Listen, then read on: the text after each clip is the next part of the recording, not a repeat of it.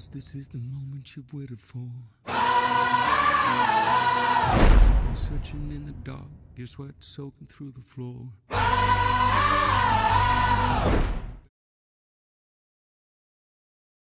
Okay. Oh my god. Oh. What a day. What a day, you guys. What a day, guys. Hey. It's the Drink and Dried podcast. Us. We're here. We're drinking dried. Hello, everybody. I'm Angel. And I'm Jackson. Yes. And today It's a special day. Very special day. Because we are doing The What? Greatest Showman. Oh, and that's Why why are we doing The Greatest Showman? Because it's the 100th episode. Because this is the That's greatest like, show. You know.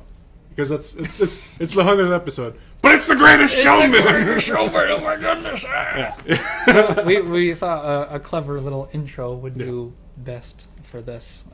Yeah. So And we hope it all works. I hope I can get it all done, but we'll see. Yeah, we'll see. But yeah, I was like, oh, it'd be so good because it's like, it's the greatest show, man. Yeah. Like, Yeah, man. Greatest It is Showman. Pretty great. It's pretty great. so yeah, hopefully if everything goes well, this is us on video for the first time. Hooray. We've been saying that for a while. Yeah, we have actually, but I mean, But maybe this will actually be for the first yeah, time. I really hope so. We think we got Otherwise- it down. I think so. 'Cause, I mean, yeah, I got like some software that I can now put video onto it, so I'm like, okay, this has to work. It has to.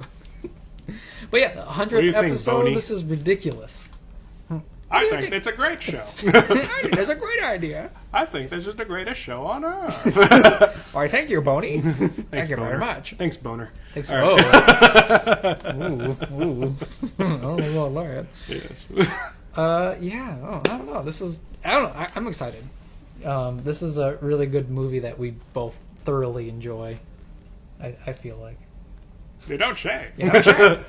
I thoroughly like it myself. I don't think I'll be able to keep this hat on for I actually think for I'm the going whole to need to time. take off this coat because it's Yeah. getting warm. Yeah. Oh, I got a strip on camera. Hold We on. did like oh, a- no. oh my no. goodness. Okay. This is how we start our video thing. Yeah, by undressing. By undressing in front of the camera.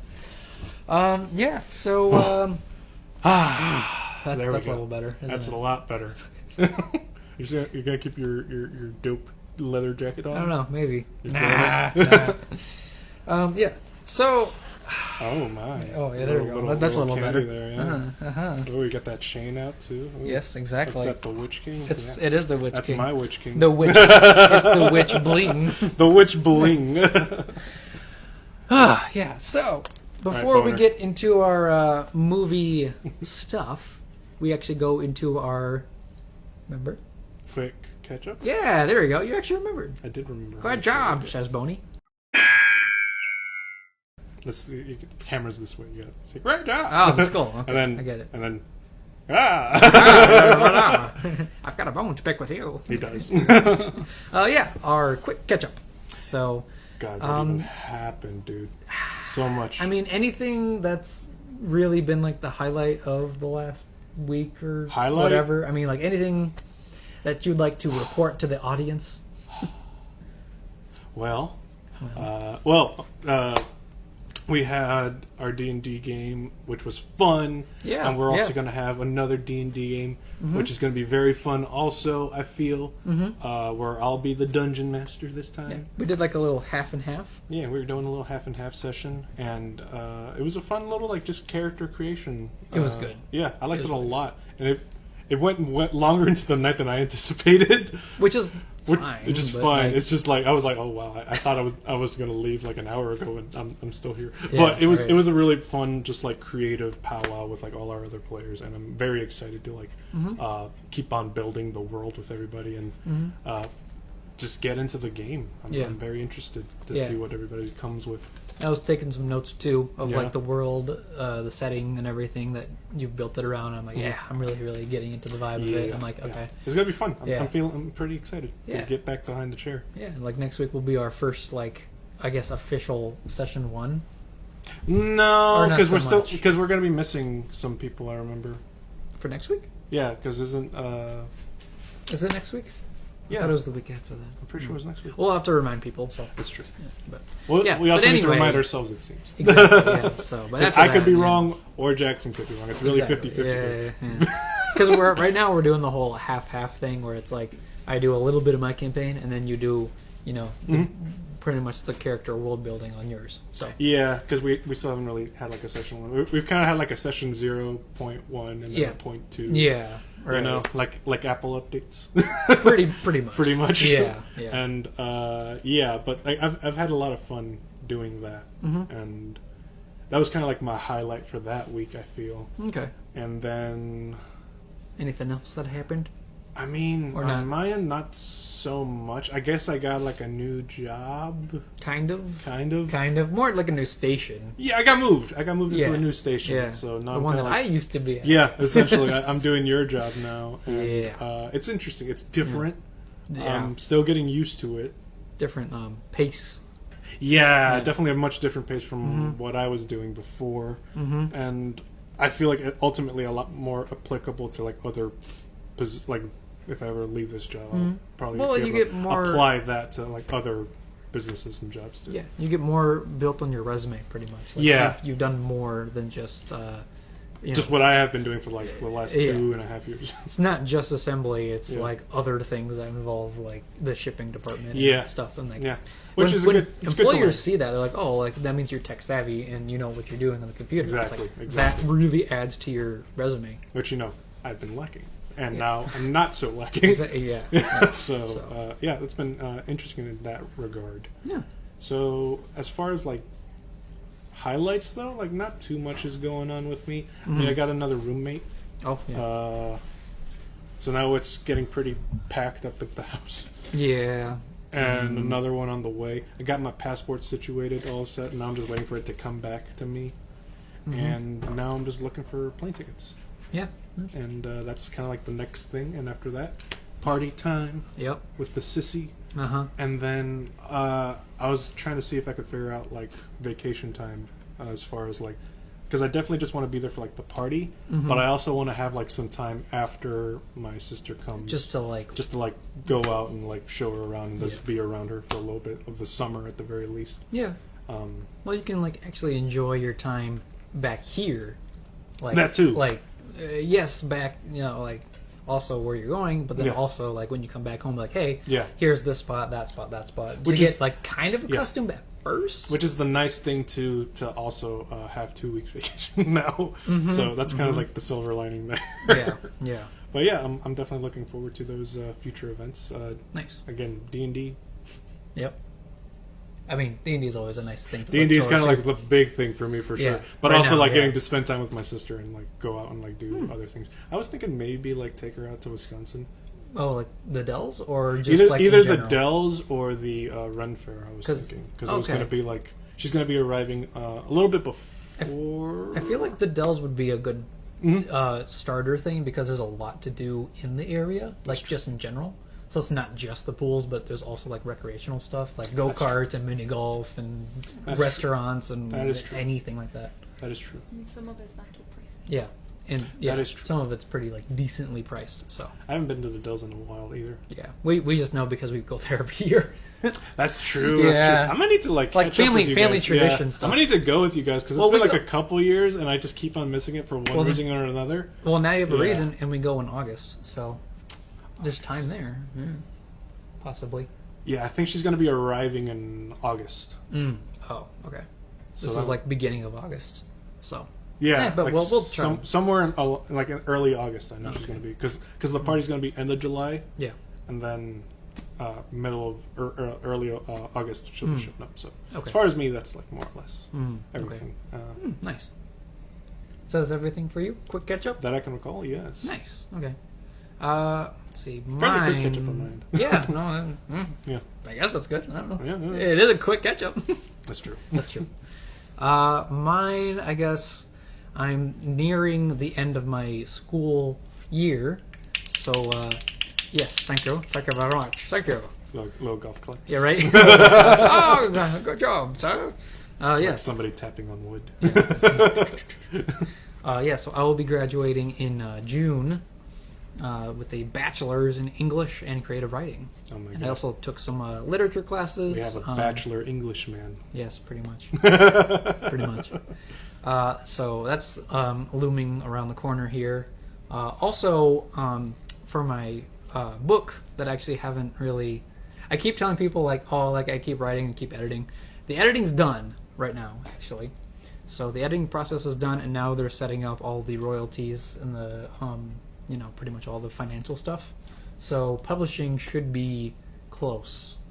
It feels close, definitely, because I had to make my own author account on the Amazon publishing page and whatnot. That's cool. So I'm like, okay, so it feels very close that the publishing is close. Damn. I'm just thinking, like, once your book gets all published and shit, and it's been out there for a while. Yeah. And at some point in the future, when the thing Well, this is a 5-book series. Yeah, so. So here's the thing I've been doing with my time recently, after work, is sometimes I'll be going to bookstores and just perusing and shit. Sure. And one day I'm just gonna go to a bookstore and I'm gonna find your book maybe there, and I'm gonna be like, holy fuck, dude, I know that guy. Maybe we'll still be making our podcast. I'm gonna buy the book and I'm just go to the register and be like, hey, I know him. This is my best bud. And then they'll be like, whatever, dude. And then just go on. They're like, oh wow, that's cool. Yeah, that's it. So that'll be $15. Yeah, like, exactly. right. Yeah. Okay. Yeah, I'll pay it. I'll get another signed copy. Exactly. Yeah. So I'm pretty excited for that. So definitely, I actually started writing. I'm trying to continue the writing of the outlines for my other books, and I'm up to the 4th book for the outlines.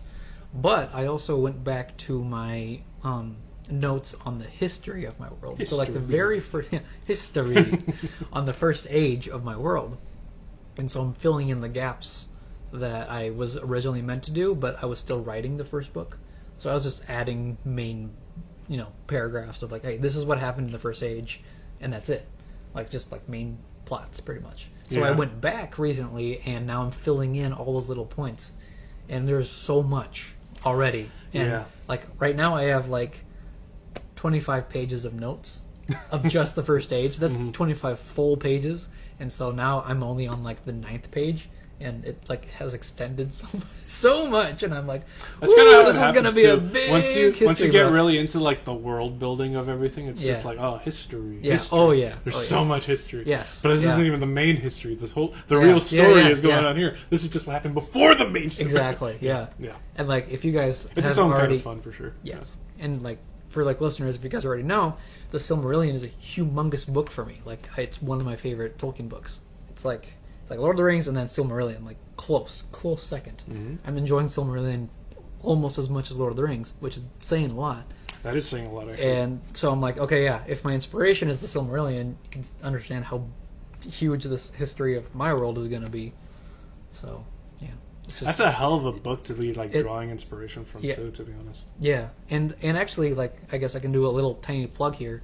Is that my podcast, Exploring Arda. EA. It's in the game. Of podcasts. So if podcasting was a game. You're right. EA. Jackson's at the forefront. Pretty much. That's me. So my podcast is all about actually exploring all of Tolkien's works, aside from Lord of the Rings and The Hobbit, and I go into the Silmarillion, and I'm enjoying it so much, and it's been a fun personal project for me, but I go actually deep into the Silmarillion and study all of its things. So check it out, guys. It's on podcasting apps. Yeah. Well, right now I have it on Castbox and Spotify and Anchor, and I'm gonna be posting on YouTube. Ooh. On my personal channel, actually. Because channel. I have other things in mind for my personal channel. Ooh. Yes. Somebody's branching out. Future possible series reviews. Reviews? Yeah. Of book series. Oh, I love those channels on YouTube. Yep. I've actually recently started following a couple people. Yep. Yeah. So those are cool. I got ideas for a lot of book series that I've been influenced, and I'm doing this because sorry, this is a long tangent. No, by all means, go ahead, man. It's your podcast. Yeah. Well, I am just a guest. It's our podcast, definitely. Yeah, we have our fun. Because since I'm getting my book published pretty soon, I was like, I want people to actually know that I'm really into literature, like deep into literature, and I want people to know all my influences. So I'm like, well, yes, Tolkien is the main one, but I have a lot of other ones too. So I'm going to do other book series reviews. That's going to be cool. So, hell yeah. Little teaser. So just a little teaser. You have to have been here at the 100th episode to know. But you have to check out Exploring Arda first before you do anything else. That too. Yes. So Exploring Arda, after this episode, check out Exploring Arda. Yes. With my man Jackson. Yes, exactly. And get into the world of Tolkien. Yes, exactly. Like they say in the movie. Like they say in the movie, yes. Tolkien is Tolkien, sir. Sit down. Sit down. This is a school. You respect me. You will respect me, and the way I pronounce your name is correct. I am the professor. I am the professor. Unlimited power. Unlimited teaching. So I guess that's our English, like boarding school. In those times, like, oh man, Catholic boarding school. Catholic boarding school. Oh no. Mm-hmm. That's what Tolkien had to go through. Yeah, it's rough for him. He had a very rough life, actually. Like, it was full of tragedy. That explains the escapism. Both of his parents died. A couple of his best friends died. He went through a Catholic boarding school. He was in World War I, Battle of the Somme. Oh, he was at the Battle of the Somme. He was in the trenches. Yes. Mm-hmm. Bro. Oh yeah, here's Toby, everybody. Yeah, this is our first kitty interference. Hopefully, first video kitty interference. Yes. But first kitty interference for the episode for sure. So let's see if we can get him on screen. Here he is, everybody. Here's Tubbs. The man. Hello, Tubbs. The Tobert. Hello, Tubbs. Meow. You don't want to say anything into the microphone? No. Oh, of course he doesn't. He don't. He just There wants to smack. No. Okay. So that's my UFO. I mean, quick catch up. Yes. Oh, I'm just so excited that we're finally getting video. Yeah, that is actually pretty It's exciting. a staple into our show, so definitely. This is Uncharted, our maiden voyage. It is actually. It's so scary. Yeah. So let's start. Right, let's start the movie. All right, so. Cue 20th century foxhorns. Yeah. So what are we drinking tonight? We had some cocktails. Where did I leave my Where cocktail? did yours go? Oh, it's behind this. Oh, hold on. I got behind the laptop? I left it there because we were move the dressing cat. up. Okay, while you're doing that. Move the cat. So yeah, we decided to do a little bit of some cocktail specialties. It was What's yours? Mine's like a very simple, just like ginger ale and vodka. Oh my goodness. Because I'm basic like that, and I feel like if you put ginger ale in like most drinks, and mix it up, that's pretty. I mean, that's pretty good in my book. I wouldn't say good. I wouldn't call myself a cocktail expert, but I certainly appreciate a good one. I'm just doing mine on a budget. Well, you like your mules. I do like mules too. Yes, yeah, definitely. And this is like the closest thing that I can get to like a simple mule. So yeah, like ginger ale, vodka, and like a lime would have been nice, but. Also, that's what I forgot. Yeah, it's still in the fridge. It's too. Fine. It's in the fridge. Honestly, it's fine. I'm just happy to be drinking here. That's true. Yeah. So as you're drinking that one, I like my preferred rum and Coke. Yeah, he's a Cuban. Except this one is rum and Pepsi. I mean, so it's the same thing, really. It's like lower grade Coke, but yeah, sure. Pretty much. But I usually prefer my Kraken rum. So yes, that is my favorite. So we're doing cocktails. We're doing cocktails because I'm like it's a special episode. Night. Yeah, it's a special. You know, like we deserve something that's a little special at least. Runaways are running the night. Yeah, and now we're gonna be singing along and doing the lines because Greatest Showman is very good. It's a great movie. It's some might say the greatest. Some might say might be the greatest show on earth. Maybe. All right, so. Now we got that out of the way. Now we can go into our UFOs. Yes.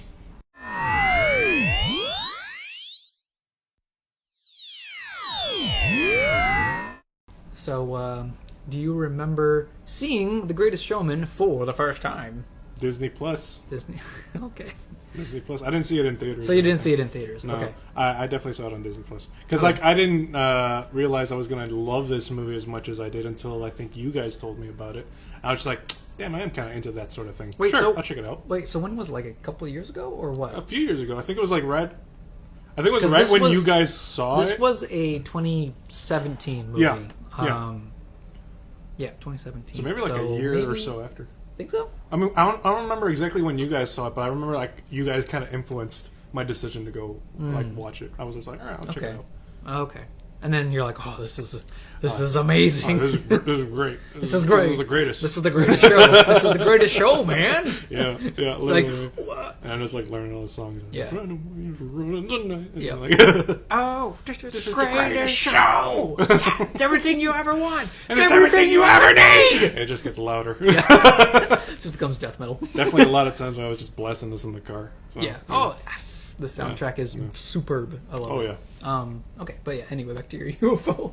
I mean, that's more or less it. It That's was all just it me, was? and then I watched it with you guys one time. Yeah, there was like one time where I think we watched it together. But then you watched it a lot, like on your own. Oh yeah. Yeah. I watched it with me, myself, And I. I think I watched it with my sister also. Your inner demons. Yep. I mean, gotta have some The ghost downtime with the boys. The ghost. Downtime with the boys. Hey, yo, boys. I know you're here. I checked it out with I showed it to my sister, and she probably liked it too. Then. Oh, right? she liked it too. Yeah.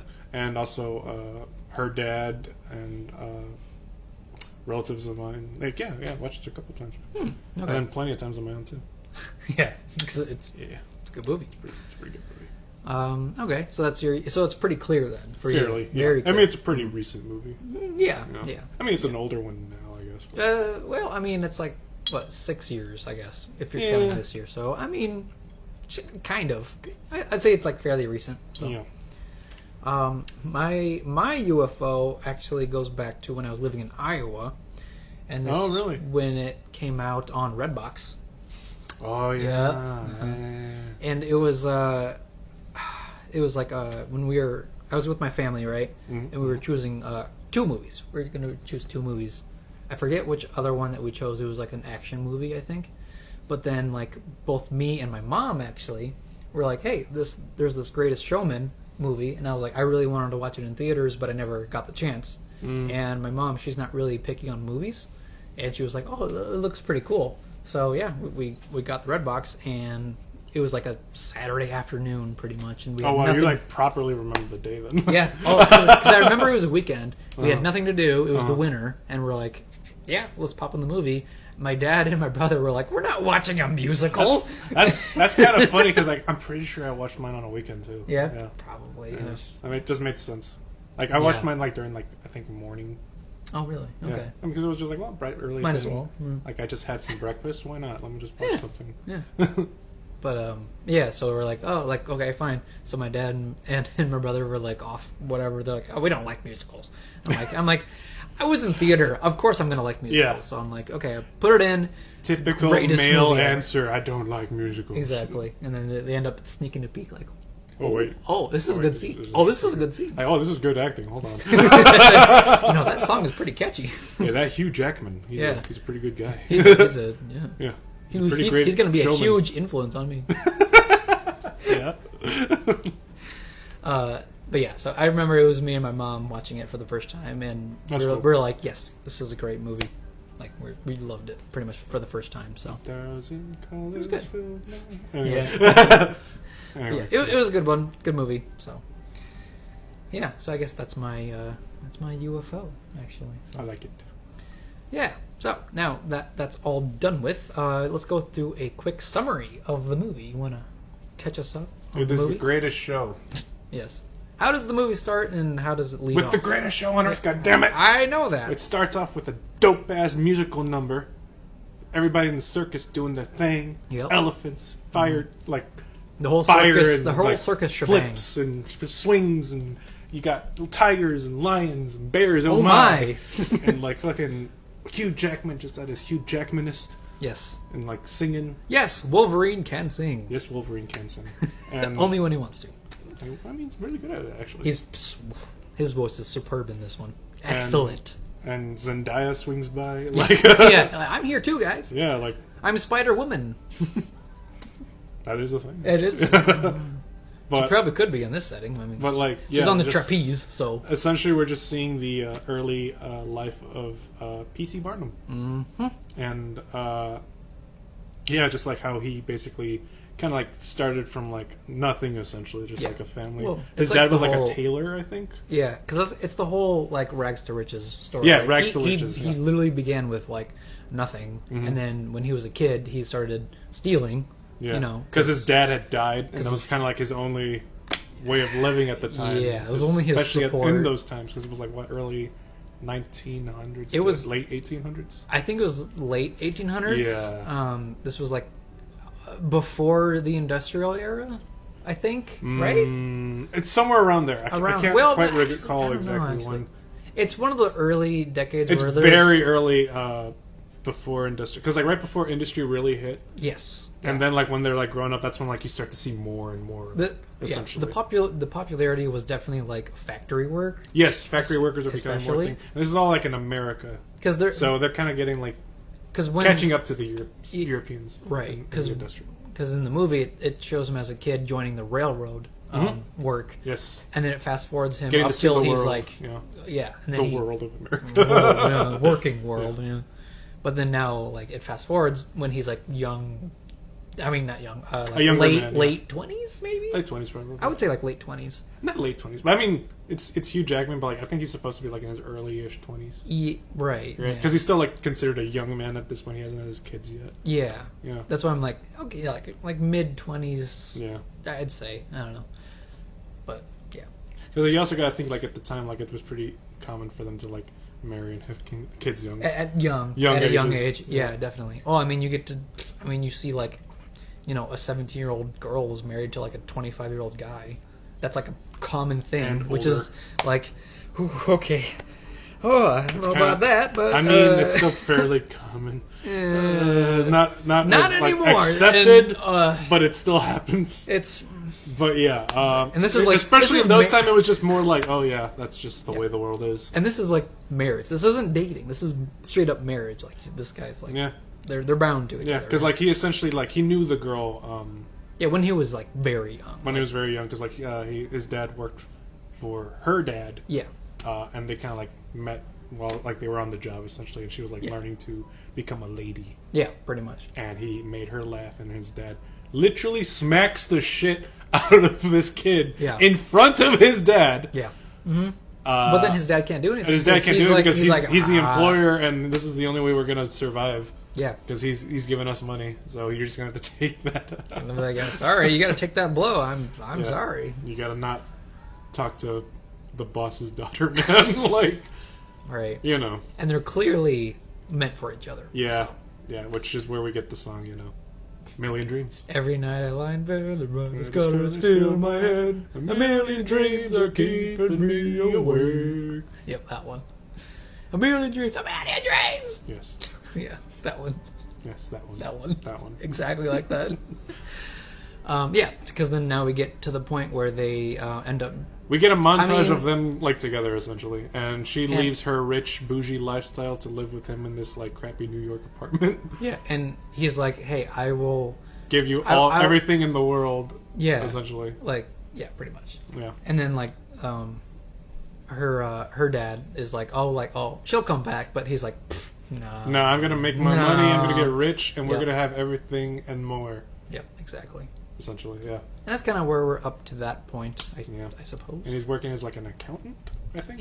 I feel like something like that, but it's definitely not meant for him. Because it's like, basically like punching numbers and then writing shit down on pieces of paper. Yeah, with a good old typewriter.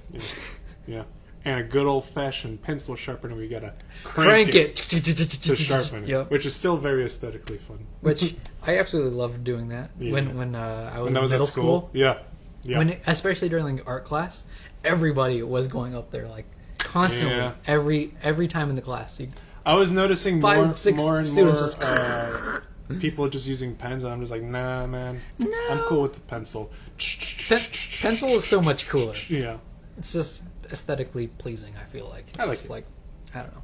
That's what I think, but I also, but like for me, like I had like a lot of artsy friends in high school, and they were like really good with like just getting the line work done with like pen, and that looks really nice, like nice line work with in pen. If you get like those thin ink pens where it's like you can see the like a kind of like a calligraphy form, in a way, you know. I had like a lot of friends who were like tattoo artists. Ooh, so nice. yeah. Yeah, I don't know. Just something about like calligraphy and the art of that. It's just really like soothing, and I guess just. I tried. Like there was a time in my life where I was doing like cursive for like writing. Yeah.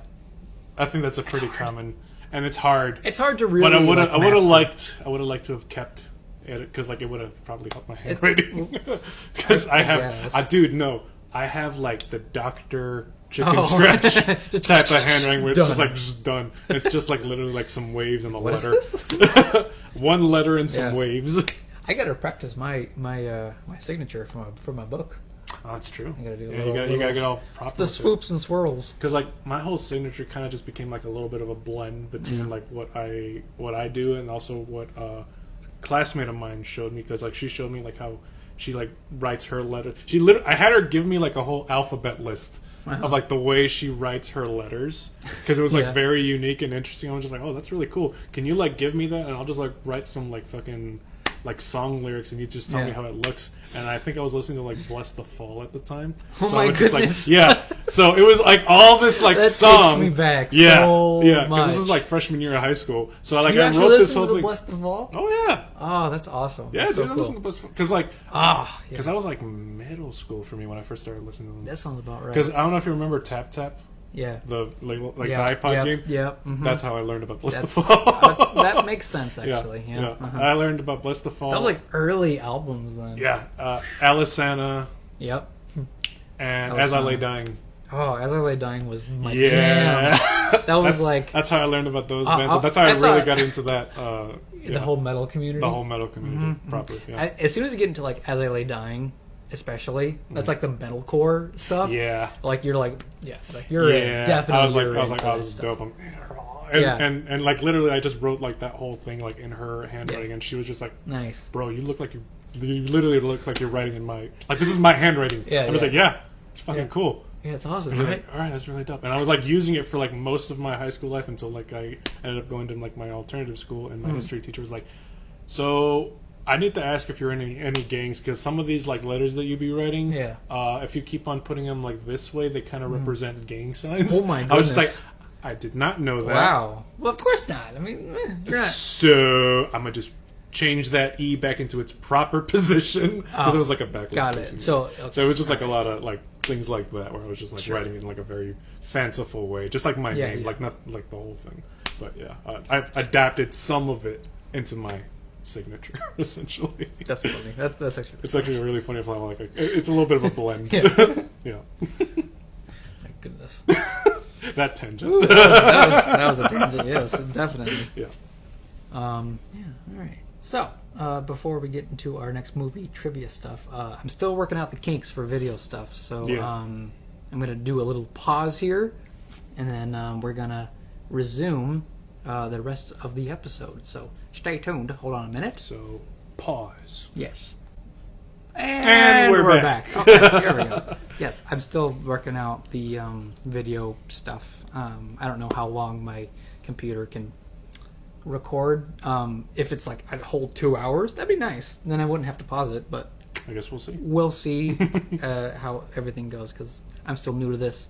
I'm not a technical videographer, so I don't have the right software completely. I think people are saying that like the whole Drink and Dried podcast is just like learning as we go along. I feel like it's actually it's a funny thing that you say that, because earlier today I went back to the very first episode that we recorded. Wow. Hold on. And then I was like, oh man, how we have improved so much. Thank God. Yes. That's the hope, at least. Especially because it morphed from, I guess this is kind of part of the 100 episode thing of like marking our like progresses along the way, because at first we were just talking about the topic, like just that. That's true. Because I remember, because like when I went back, we were talking about Scooby-Doo. Oh god, and the Scooby-Doo topics were, wow, that's a while back. And the Legend of the Vampire, that's what it was. Yeah. And so I was like, okay, yeah. And then we did a good job staying on topic of like the movies and the characters and stuff like that. But it was more of like rants of like what we like about it. It's true. And then we implemented segments, which makes it more, I guess, makes it more of a show. It feels segments. a little bit more, yeah, like, I guess not concise. What's the word I'm looking for? I don't know. Just more full, I guess, of like... Yeah, like, there's a bit like, more structure. You can... Yeah. Yeah. Like, there's more of a flow to it. Yeah. So, and then I'm like, okay, well, Instead that's of just like too. rant here, rants there. Yeah. Because I knew that at a time, I was like, well, we're missing something. But I'm like, oh, well, it's probably segments. Because I listen to a lot of podcasts and they have a lot of segments. I guess if you were like measure it in like a wave spectrum, there was like points of discussion and then like it drops and then points of discussion. Yeah. Where now it's just like it goes kind of goes up and down. Yeah. And a little bit more like you like the audience can follow, I think. Yes, definitely. In a way that's like a little bit more easier to follow than just rant. Right. Pause. Rant. Pause. Yes. Yeah. And then obviously and we added more segments and then we added music. And then, intro, outro stuff. And now I feel like it's really... Like, if I get the video format to work, we got, like, a nice, robust, full, show that we have. And now we become a little bit more legit. Exactly. So... More than just the podcast. Yeah, exactly. We got, like, a show. A legit show. It'll actually be a show now. Yeah. Essentially. And then from there, who knows? Who knows? I don't know, actually. So... But yeah, we each get our own mics. That's the goal. That's the goal. Is actually because like the mic that we have right now is really good. It picks up our voices and whatnot. But, this is a good mic. But hopefully, it is actually. Yeah, it's really good. It actually hears me from way over here. Yeah, I know, right? Which is good. I mean, it's really nice. And I'm like, well, either we keep the mic and we keep it like in between, which is what we have right here. Actually, it's like it's in between us, so it can actually hear both of us at the same time. So, but we'll see. We'll see. We'll see. Time will tell. Yes. So, with that all, little, I guess that's our own little rant. I suppose. But this is the 100th episode. This is the 100th episode. We get to talk about whatever the fuck we want. We get to talk about our progress because we have to celebrate that. It's 100 episodes. Yeah. Like it's an That's something to cheers about. Buddy. Oh, you're to 100 episodes. You're empty. I am not empty. Goodbye. Hooray. No, I'm dead. There we go. Okay. But there we go. I drink a lot. You were thirsty. I was thirsty today. All right. So, and we'll probably have that every now and then here. So, we're gonna go now into our fantastic facts and where to find them. Pew pew pew.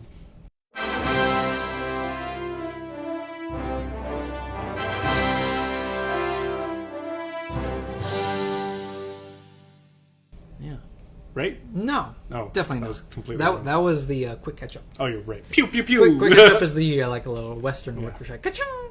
Yes, and then UFOs. UFO is like alien abduction. Yeah. And then Fantastic Fest. Fantastic Fest is actually like a medieval fanfare that I found. Oh, you're right. It's I forgot about the fanfare. It's like a 10-second like music thing. Yeah. But yeah. So I think it's pretty cool. So cue horns. Yes. Cue fanfare. Fanfare. There you go. Okay. give me some space to actually put it in there. Yeah. Which I do like editing it. It just takes a while. So. Yeah. All right. The facts here. One that we actually might know here. So Rebecca Ferguson's voice was dubbed by Lauren Alred. Yes, I do remember that. Yes. Ferguson had studied music and admitted that she can carry a tune, but since Jenny Lind, her character, is considered the best singer in the world, dubbing her voice would be in service for the movie. Yeah.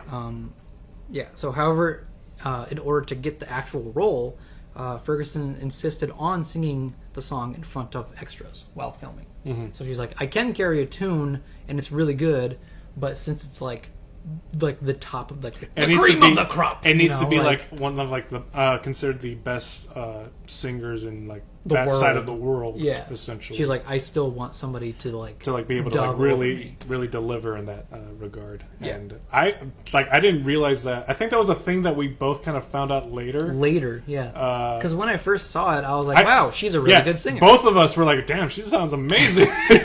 and then later they were like, we both found out, we were like, oh, it's actually real like voice. another person who sang that. And I was like, oh, I mean, she sings amazing, but wow, I have no. See. That's the thing. Rebecca Ferguson's performance was so convincing that I genuinely believed that was her singing up on that stage. Yeah, me too. Yeah. Yep. So I mean, I just like more props to her for like being able to deliver on that performance. The hard thing is when you're trying to like lip sync. Yeah.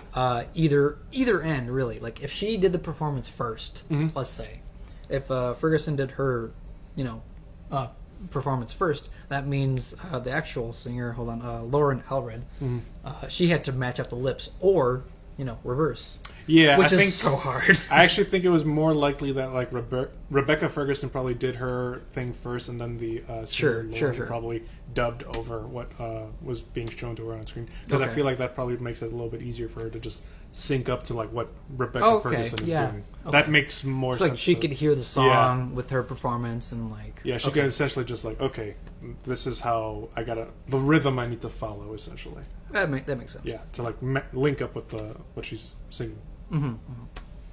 Another fact here is that Hugh Jackman read almost 3 dozen books on PT Barnum. B.T. Barnum.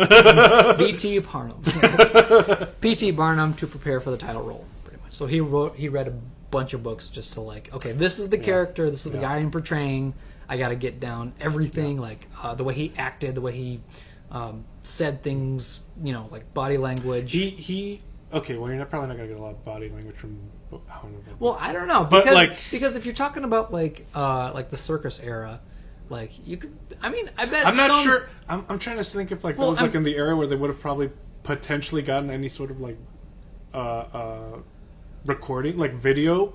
I don't know if it was like around that time. I know pictures were becoming more the norm here. Pictures, yes. Pictures, I could see that. I don't think video was like the thing yet. Video was like what, like early 1900s? No, wait, way late 1800s, I think, like 1890, like way late, yeah, like early recordings. Yeah, but that's what I'm saying. So like, if it was like, essentially like just getting into like the mindset of this character, who is like a very like ambitious, bit of a scoundrel in the sense of like he's always kind of just like finding ways to like come ahead and like kind of like lie and steal when necessary in order to like make his business continue, and essentially being able to like turn all those lies into like entertainment.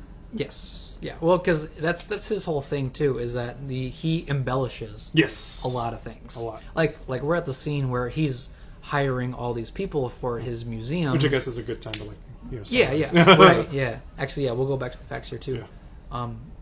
He's pretty much, he realizes that. Well, actually, first he gets laid off from his job because they're bankrupt, pretty much. Yeah. So he's like, "Oh crap, I got to do something." Because now I need to find work. So he pretty much buys this empty, vacant spot. Tries to set up like a museum. Artificial museum, like wax museum, essentially. Yeah. Because they're all the rage in Europe. Yeah. And he's bringing that shit to America because it's the world. It's America, and we're gonna make money. And, right. Yeah. The American way. Yeah, see? And I like how that's just like our American, like old timey accent is Chicago gangster borderline Capone. Yeah, come on to the museum, see all you can, But essentially, that's like, he gambles a lot, like in the sense of, not like gambling, he takes risks. He takes risks. That's the proper word. So his risk was in this museum. The museum's not really working.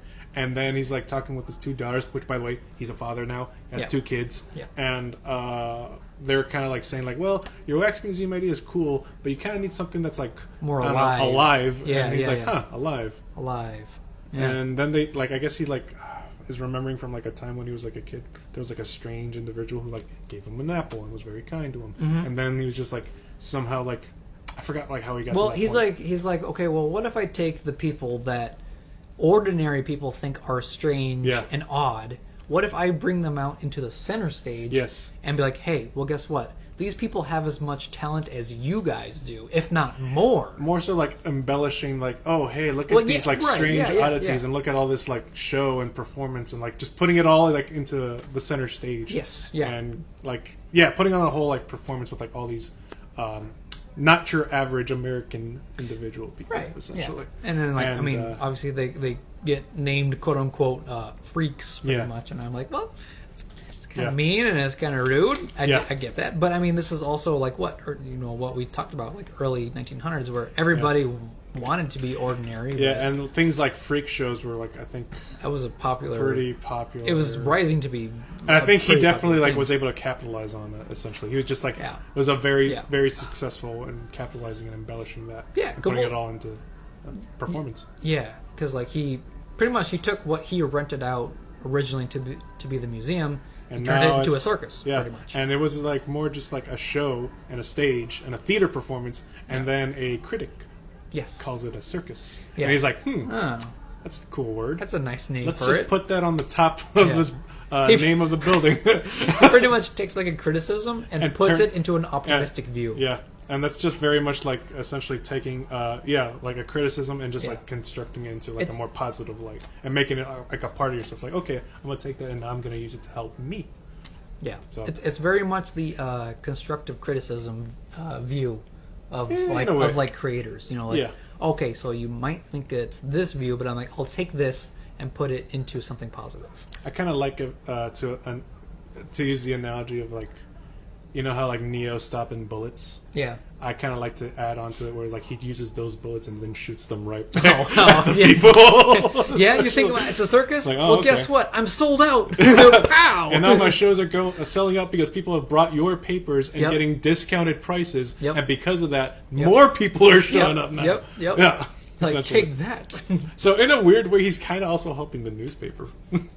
Because now more people are showing up with those papers. Yeah, well, it's the headlines. It becomes like headlines. So I mean, and he gets sold out shows, and it's a win-win for him. I like how in the movie too, like he has like the pickpocket as his cash.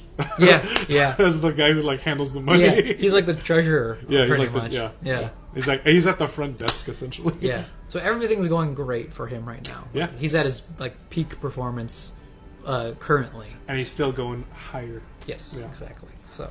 Especially and like we're right now at the point where like he's like called as a humbug, and he's like, oh yeah, okay, I'm gonna just use that, and I'm gonna wear that here on my head, and I'm the king of the humbugs now. Yep, pretty much. And look at like all these laughs and smiles that I'm like giving off to people now. Yep. Look at everybody enjoying my show. Yep, and the songs are fire, amazing, absolutely. Every song in this movie. Yeah, I could jam out to every single one of these songs. Absolutely, that's one of the this is like a soundtrack like front to end is just enjoyable.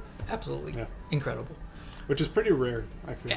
It is, actually. I feel like a lot of like albums, soundtracks, anything like that, if you listen to it front to back, it's kind of like every now and then you'll get like a song that you're kind of like, eh. But like for this movie, I mean, every song you can enjoy. Yeah. So there's very few bands that I listen to that I even probably listen to like the entire album. And it's just another one of like the strong points of the film. Mm-hmm. I mean, music direction. Very well done. Yes, definitely. Like, amazing. It's pretty great. Some might say the greatest. It's the greatest. All right. We'll go back to our facts here. Yes. Let's see here. Oh, yeah, okay. So this film was actually a dream project for Hugh Jackman since 2009. Wow. So Wolverine's been thinking about being in the circus for a while. For 8 years. That's crazy. He was like, I want this to be a thing, and everybody was like, no, not yet. Now is not the time. And then it came out, and it was like, fuck yeah! Oh man, it was amazing. But like, I mean, you think about it. I mean, you get like, I guess like maybe 7 years, and when production starts to start. Really, because it usually takes like a year-ish to make a movie. Well, especially in musicals. So I mean. Yeah, because now you got to like put this whole performance and choreography into everything else on top of the acting. Right. Yeah. And that's kind of difficult to. I mean, everybody has to be in the right spots, get into the right scene, and not just the actors, but like the camera angles and stuff like that. Like in order to get like a good musical, lots of reshoots here and there. Yeah, so many. But years and years for that. So, I need to get me a suit like this, dude. Because this is like all the outfits here are like, damn. I feel like so nice. I feel like if like we end up getting like like suits like that, it would be like stroll out into like maybe like Chicago. One day. Oh, these guys mean business. One you know? day. No, everybody's gonna look at us very. One day. Like we'll have to like make like a whole thing of it. Like we'll need to Yeah. like go out and like get like our beards done and shit. Like Yeah. like get like proper haircuts and everything. Yeah, yeah, like yeah. get like manicures. I don't know, fucking know. But like Manicures. I don't know, just like look nice and shit. Sure, and yeah. like get like I nice. feel like I can pull off that top hat. Oh, absolutely. Yeah. I I feel like like it. top hats because they're just really nice. They're Fun. really nice to Yeah. wear. They're also very comfortable. Yeah, Spirit Halloween, like- guys, $5. Yeah. And If you get like the right and the nice thing about it too is you can kind of like do shit because like I had like a red ribbon around it. I lost True. it. Yeah, But, You can like accessorize. accessorize with it too. Yeah. And since it's like a simple top hat, but yeah, you can do a lot of stuff. if you're creative. Yes. Okay, so also according to this, the development of the film here. So according to Hugh Jackman, the film's 9-year development process from conception to completion was in part due to the studio's unwillingness to take a risk on an original musical. So what finally sold the deal at 20th Century Fox was the future Oscar-nominated song "This Is Me." That's a pretty good one Yep, too. which is a great song about like yeah. owning yourself as an individual. Essentially, yeah, It's really just putting good. yourself out Yeah. there and not being afraid to be yourself. Yep. Which is another really strong. I think overall that's kind of like one of the big messages of this movie too is just being It is. able to like Yes. being proud of yourself. Yes. And not being afraid to put yourself out there. Yeah. Because if I remember correctly, this is when they were getting really popular and they Yes. went to meet the Queen of England, Oh yeah, I think. And it was Yeah, yeah. after that when they were... they wanted to get into like the banquet hall or whatever, but then Barnum was like, no, like not right now. Oh, okay. So But then- that okay. Right? So Was it that point? it was the Queen of England. Yeah. They meet Jenny Lind. Jenny Yeah, Lind goes yeah, on her yeah. tour. Yeah. And yeah. then after like the first like big success, Yeah. that's when they were all That's when all they the were, yeah. people from the circus wanted to like go into the main banquet Yes. where all the Yep, all yep. the big rich swells were like up in Yep. town, and they're like, hey, You can't be in here. You can't be in here. You guys need to get ready for the show Yeah. because Barnum's like, hey, Yeah. I need you guys to like, get ready for the show. And they're like, can't "You know have what? you in here No." right now. He's like, Like- what do you mean? We're just gonna have a couple drinks. like we're people too. Yeah, like You know? we work for you. We Yeah. we helped you get to this point. And he's like, yeah, look, guys, I need you guys to take care of the show. And they're like, well, what? Like, the show's like starts in an hour. It'll be okay. Well, yeah, well, nobody's gonna go pay you for the show if they see you here. Go, Yeah. just go. I'll take care of this right over Yeah. here. Essentially, just kind of like hiding The success got to him. A the little bit. success kind of got to him essentially. Yeah, at That's that when point. the low point starts to. Well, but that's another. That's a time, little bit right? later. Yeah. That's a little bit later. Yeah. So, but anyway, that's the song Just to that clarify really. where we are, yeah. That's the song that like This is me is a greenlit the movie. really good one. Yeah. Many of the costumes used in the ensemble circus scenes at the beginning and end of the film were actually borrowed from Feld Entertainment, which is the current owners of the Ringling Brothers Oh. and Barnum and Bailey Circus. Oh my god. Yep, and were used in productions called The Greatest Show on Earth. Yeah, I remember going to the Greatest Show a couple times when I was So a kid. yeah, so a lot of these costumes were actually like legit OG costumes. What a way to bring it all back. Yeah, especially with Ringling and Barnum. yeah, because like especially. you don't really see circuses anymore, and I don't think. Yeah, I think the Greatest Show and like the Ringling Brothers also like stopped putting out shows after a while because of like all the controversy and Right. ethics about it too. Mm-hmm. And yeah, it's just one of those things that kind of like is wild to think about now because like I remember circuses being very common, and Yeah. now it's Now like it's like, nope, you'll not be really. I mean, you'll be like very, just it's like the rarest thing to see now, unless it's like a Cirque du Soleil or It was very much a 1900s vibe, like from 1900s up to like the early 2000s. early 2000s. Yeah, I so guess like early 2010s even. I That's think. the thing. Like, the sad thing is like technology, even though it's great, it's definitely great. It has also like depleted a lot of other things, like like the circus, or Yeah. like just like I don't know, just hands-on things. And I think it's one of those things too, where like the like there's still like a desire for like performing arts and all that Sure, too. yeah, It's yeah. just now like it's just more for views instead of like the actual entertainment. And there's also vibe. this whole like thing with That's what I think. because like with the whole like I was saying about the ethics that going on with like the circus was because of the mistreatment of animals. Yes. That was like the big thing. That was the big and I thing, do yeah. remember like on the later years of like the Greatest Show circus, seeing like a lot of protesters out when we were going to the circus to take my sister for the first time. Oh, I remember seeing like a whole bunch of sure. protesters outside Yep. the building because of all the animals being mistreated. yeah. Mhm. And that was like a thing that I'd never really thought about at that age. And Right, it yeah. was also kind of one of those things. Like, where I how was do they train the tiger how, to go? how through the are they hoop, like you know, really like taking care of these Yeah. animals too? And it was just like a lot of that. Why is the elephant like so obedient? I wonder why. Yeah, there's a lot going on behind the scenes that we don't know about, and we kind of just took for granted. And Right. I understand the reasons behind it. It's just like a wild thing for me to think about now that it's just gone. Yeah, But yeah, crazy. it's yeah. I think there are still like other types of circuses. It's just not going to be like with animals. It's not going to be the same vibe as it once. No, as it once was. no. It's very different now. Yeah. Very different. But yeah, so that's that one.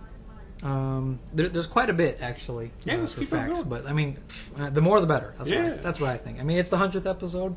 Get as many as I can. Yes, I want to hear it. Yes. So, during a workshop with Fox executives when the movie was in the process I get to play of being greenlit, yeah. I don't need no tape Hugh to ride. Jackman actually had surgery on his nose to remove skin cancer. Oh, I think I do remember hearing a little bit. Yeah, of a little that. bit. Yeah. He had 80 stitches and was told by his doctor to not sing. Yeah. So Hugh Jackman actually followed the doctor's recommendation until it came to the last song, From Now On, Oh, wow. where he actually chose to sing. And halfway through, he actually noticed that his nose was starting to bleed. Yeah. He's like, "Oh, they weren't kidding. but this was serious." This Yeah. is bad. So are we not going to be seeing Hugh Jackman in musicals anymore? Or was that just like because of the surgery? Because I remember seeing like a recent post of him training to be Wolverine for the next Deadpool. Oh movie. yeah, the next Deadpool. So I'm like, okay, well, if he's training, like his body strength back, maybe we'll get another musical out of him. Well, maybe. Okay, maybe. I don't know what I don't know what he would do though. Okay, because like we're trying to think of like the timeline. Was like, when was Logan, and then it was The Greatest Showman, right? I think so. I think so. So I feel like Wolverine came before. well, that's what I mean. Like, I think Logan was Like like one of the last times 2015, 16? Yeah, that's what I'm saying. I think Maybe? like Logan was like the last time he was like Wolverine on screen, and Yeah. then he started doing more musicals. Yeah. And I think Greatest Showman was like the more recent one because like I know he had to do like a lot of dubbing for like all the screams and the yells as the Wolverine. That would make sense. So Yes. that's the other thing where I'm like, I don't Right. know if like that would have probably had the same effect. But like I'm just saying like okay, so that kind of makes sense. So if he is going to be, I think maybe it was just like a result of the surgery. I think that's I think probably so. why he was like told not to. I mean, sing. it's after the surgery, so of course something's going to Yeah. happen, Yeah. Also, to actually kind of catch up with the movie here, so pretty much Hugh Jackman's, P.T. Barnum is trying to make a deal with Zac Efron's character. And Yeah, I forget- Carlisle. Yeah, Carlisle, there you go. That was a Carlisle, but I forgot the first. Yeah. And they're at this bar, and they're taking like 10 shots all at once, and I'm like, And they're doing all these like very well choreographed yeah. moves. I'm like, I don't think that's accurate. Yeah. I'm like, that's a musical. They're just sure. like, shot. I know, And I'm they just knocked back like ooh. 12 shots. Yeah, I'm like, I'm just like, nah. honestly, like the real, okay, so like P.T. Barnum's trying to get Carlisle onto like to join The his business. circus and the Yeah. business and like finance like his thing, and they're all kind of like a little bit of like a battle of wills going on here. Right, But like yeah. ultimately, the real winner here is the barman because like they were all Yes, paying for like yes, all those yep, shots. yep. And he's just like happily like sweeping, Yeah. pouring 'Cause out they- the shots, joining up with the rhythm, and like Sweeping away. sweeping away, Yep. throwing like shares their way so they can like do their extra like flashy moves. Yeah. Like, Yeah. yeah. I always thought that part was ridiculous because I'm like, no way that they're going to be able to like balance on chairs and dance on the tables, and I'm like, no. This is going to. Well, there's hit a reason them why they hard. only show you the shot of the feet and not what comes up. Like They're just like, whoa. they're just like being held by like marionette strings Yeah, and shit. I just thought that was bunch funny. of dudes. It was funny. There's a bunch of dudes in green suits just holding. Yeah. I got you, bro. I got you. Oh my goodness. All right, so in January of 2017, that moved out of nowhere. It's like, I am also in the show. I am also in the show. Take it easy, boner. Yeah, right.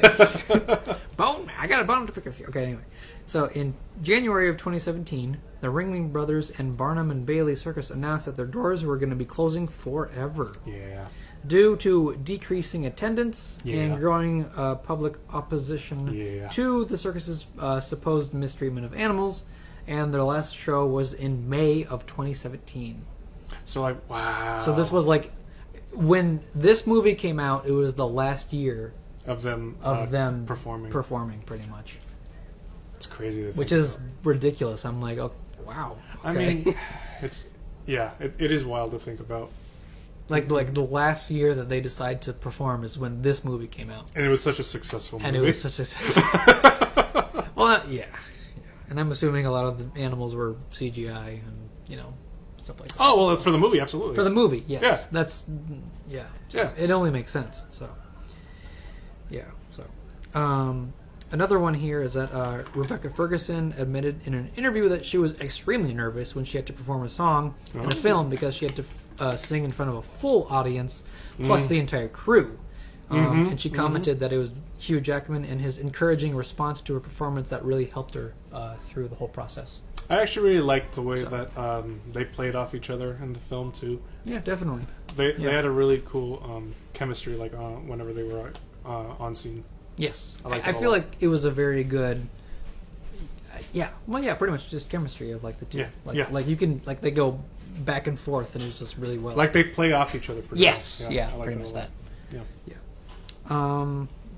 Also says here, in reality, P.T. Barnum actually dabbled in several industries before show business, including lottery business. In an early apartment scene, various old signs can be lying. There we go. Across a corner wall, including one that says Barnum Lottery in large letters. A nod to his many colorful endeavors prior to becoming the Greatest Showman. Yeah, I mean, he did a whole dabbled bunch in of different a lot businesses. Of yeah, he was a businessman first. Yes. Yeah. Before he became a showman. Yeah, there was a lot of things. That led to this. So maybe it's a little like He had to do some sketchy things before. There was some sketchy things. Like it was also a time where like a lot of people were doing a lot of sketchy things too. Yeah, definitely. Yeah.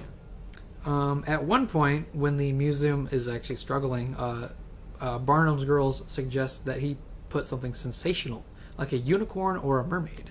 Yeah. In reality, P.T. Barnum famously bought and exhibited a Fiji mermaid, a monkey carcass sewn to the body of a fish. Yep. Yeah. Yep. That's early America. And you know what that reminded me of? The Mystery Shack from Gravity Falls. It's literally that. It's Grunkle Stan. It's literally back. Grunkle Stan, but like years before. He's like yes. in another timeline. Exactly. Yeah. I'm like, that's him. That's like if you put him in this like time period, yeah, it's literally Grunkle Stan, the most successful Grunkle Stan. Essentially. Yeah, honestly. Okay. So this is Michael Gracie's directorial. It's kind of hard to say, actually. Directorial? Yeah. It says directorial. Yeah, directorial. Debut. Pretty much this is his first time. English bachelor. Yeah.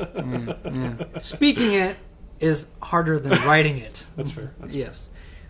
He spent 20 years as an animator, digital compositor, and visual effects supervisor.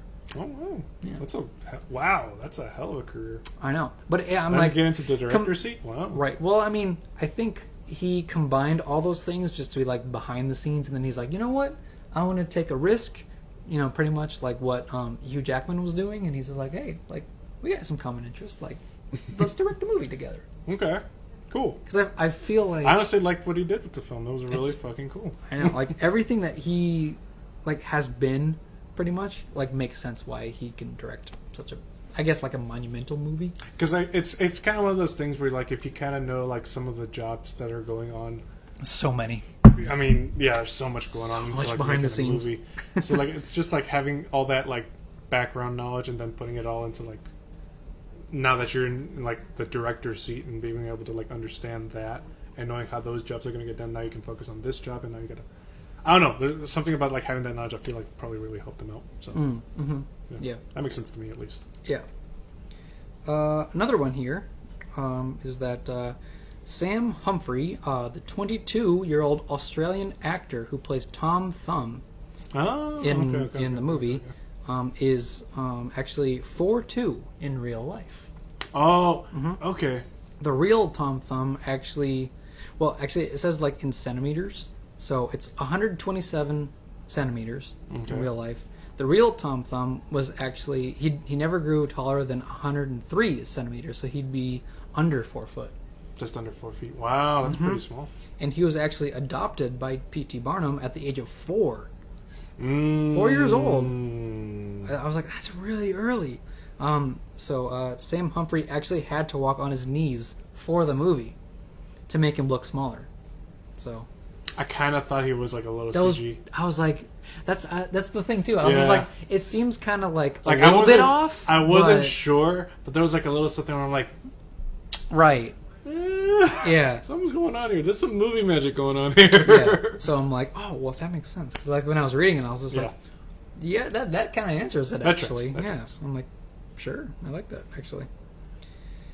Let's see here. Trying to think of any other ones that I read. Oh yeah, okay. So Hugh Jackman actually stated that this film was the hardest that he prepared for any film compared to Logan, which actually says that came out in 2017. Same time?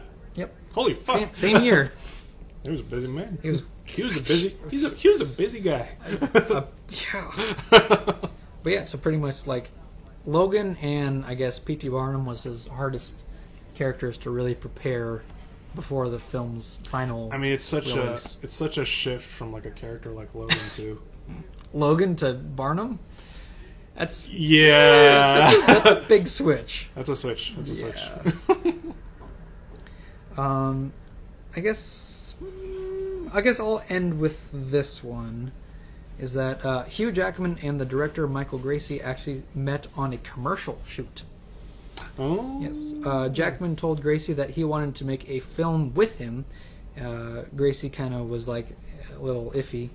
Every famous person that he had worked with had made similar noises. It says noises. I don't know what that means. To his surprise, Jackman later sent him the script of The Greatest Showman. Oh, wow. And that's when he knew he was serious about it. And I guess that's when everything was like, all right, let's do this. Let's make the movie. So, all right, fine. I'll see how it goes. Okay, all right. I kind of get the vibes too, where just like it's not really like a thing that you're normally used to. Like it's not a job that you really have done before, right? And here's this guy, Hugh Jackman of all people. Like, he's like, hey man, I really want to make this movie with you as the director. Right. And at first he's like, whatever. And then he gets the script and he's like, okay, you're so serious. He's serious. About this. I'll read the script. Oh, dude, that's pretty good. You're like, this is really good. I'll talk with you a little bit. Damn, he's actually making some good points. Yeah. Okay, I'll get behind the camera. It's like, damn, this is looking really nice. It's just like I get the feeling that it was like something like that. Like I feel like, yeah. Maybe I'm putting myself into it, but that's probably how I would have reacted. Like just each day where I'm just like, damn. It's good. We're gonna do another pause here. Pause. And we're back. Hello. You guys didn't miss a thing. Exactly. I hope so. Anyway, otherwise it's kind of awkward. Like going like. Ooh. We're fine. I think. What are we talking about? Well, we're actually going to go to the summary. Oh, we're summarizing. Yeah. So last time we left off, it was pretty much him gathering all the people for his circus. Yes. Do you remember what happens kind of after that? He puts on a pretty great show. Pretty great show. It's not the greatest yet. But yes. It's pretty great. It's the good show. It's a pretty good show. It's a good show. It's a decent show. Some people might call it a circus. Right. And that's when he starts getting into the papers. Yes. Pretty much. And then he gets Carlisle into the fold. Yes. And then, like what we were talking about earlier. Yeah, essentially we kind of like jumped the gun a little bit. But yeah, Carlisle comes in, starts, trading his typical life for something, crazy. And he starts living a little crazy. Because he's like, I don't know what I'm going to do with my life. And Barnum's like, hey, we could join the circus. And he's like, what? But those freaks? Nah. And then But then Barnum's like, but wouldn't you think it's fun? Yeah. And he's like, I do like fun. I do want to have fun for then, once in my life. And then he sees Zendaya's character for the first time. He's like, I'm in. Same, bro. Same. I would have been like... Kind of, pretty much like that. I get it. Yeah. He's like, oh my goodness, love at first sight. Saffron. I get it. Saffron! Yeah. Sorry, that's from a very Potter musical. Yeah. So. And...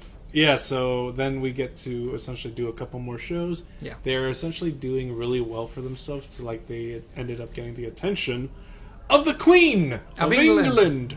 Yes. Which is, like, a big deal. bougie Very as big fuck. Deal. Yeah. And that's all that Parnum... Parnum? Yeah, Now you get my... you spread the disease.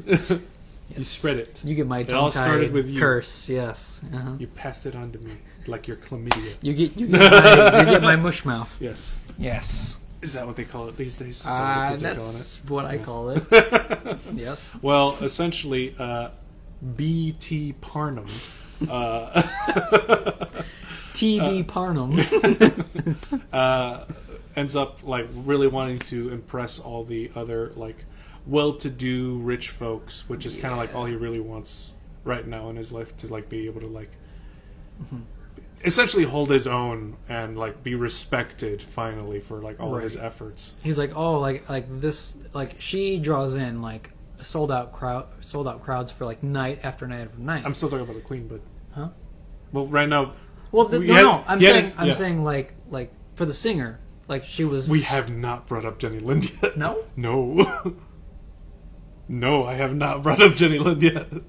So, that's true. Yeah, actually. Barnum wants to is going to meet the Queen, and he's bringing in all, like, some of his performers. Well, because, like, Jenny Lind. That's where he meets Jenny Lind with the Queen. That's where he meets. Yeah. That's true. I'm You're getting my stories ahead. You're getting a little ahead of the game here, but yeah, that's true. I appreciate your enthusiasm. Yes, though. that's true. Yes, that just goes to show that you're, like, very much excited. Yeah, that's true. And essentially, that's where he essentially gets Carlisle to introduce him to Jenny Lind, because he knows, like, oh, Jenny Lind, that's a big name. Yes. I need this connection to happen. Hey, man, introduce me to her. He's like, well, I don't even know her, man. No, just walk up. We're going to talk to her, and this is how this connection is going to form. Come on, man, back me up. Just talk me up, man. Just go. Essentially, he has a hype man, essentially. Yeah, and then that's where the pretty much the song that got greenlighted for the movie pretty much comes in, like this one. Like, this is me. Well, right like, now, right now, at like, the that's movie, where we're at right that's now. where we're at right now. Like, this is me, and we also get to because they're in England still at this point. Essentially, so no, they're not in England. This is they America. are. No, this is America. Are you sure? Well, yeah, this is the circus in America. Like, they took the performers there, but I don't think they ever actually did a show. Well, no, they didn't do the show, but, like, they're letting people know, like, this is, like, even though it's royalty. Like, okay. So they're in America because they were, like, got invited to, like, they were trying to get into an after party from Jenny Lind's performance, who's touring in America. Oh, gotcha. So I always thought it was in Europe for some reason. Okay, so they're back in circus. Okay, yes, there we yes. go. Okay. So that makes more sense. Chain of events. Yes. Barnum convinces Jenny Lind to come to America so that he can, like, essentially start to branch out into, like, another line of theater work, essentially. Right, another genre. A very popular European singer is going to come to America and do a couple shows under, like, you know, his name, essentially. Yeah. Okay.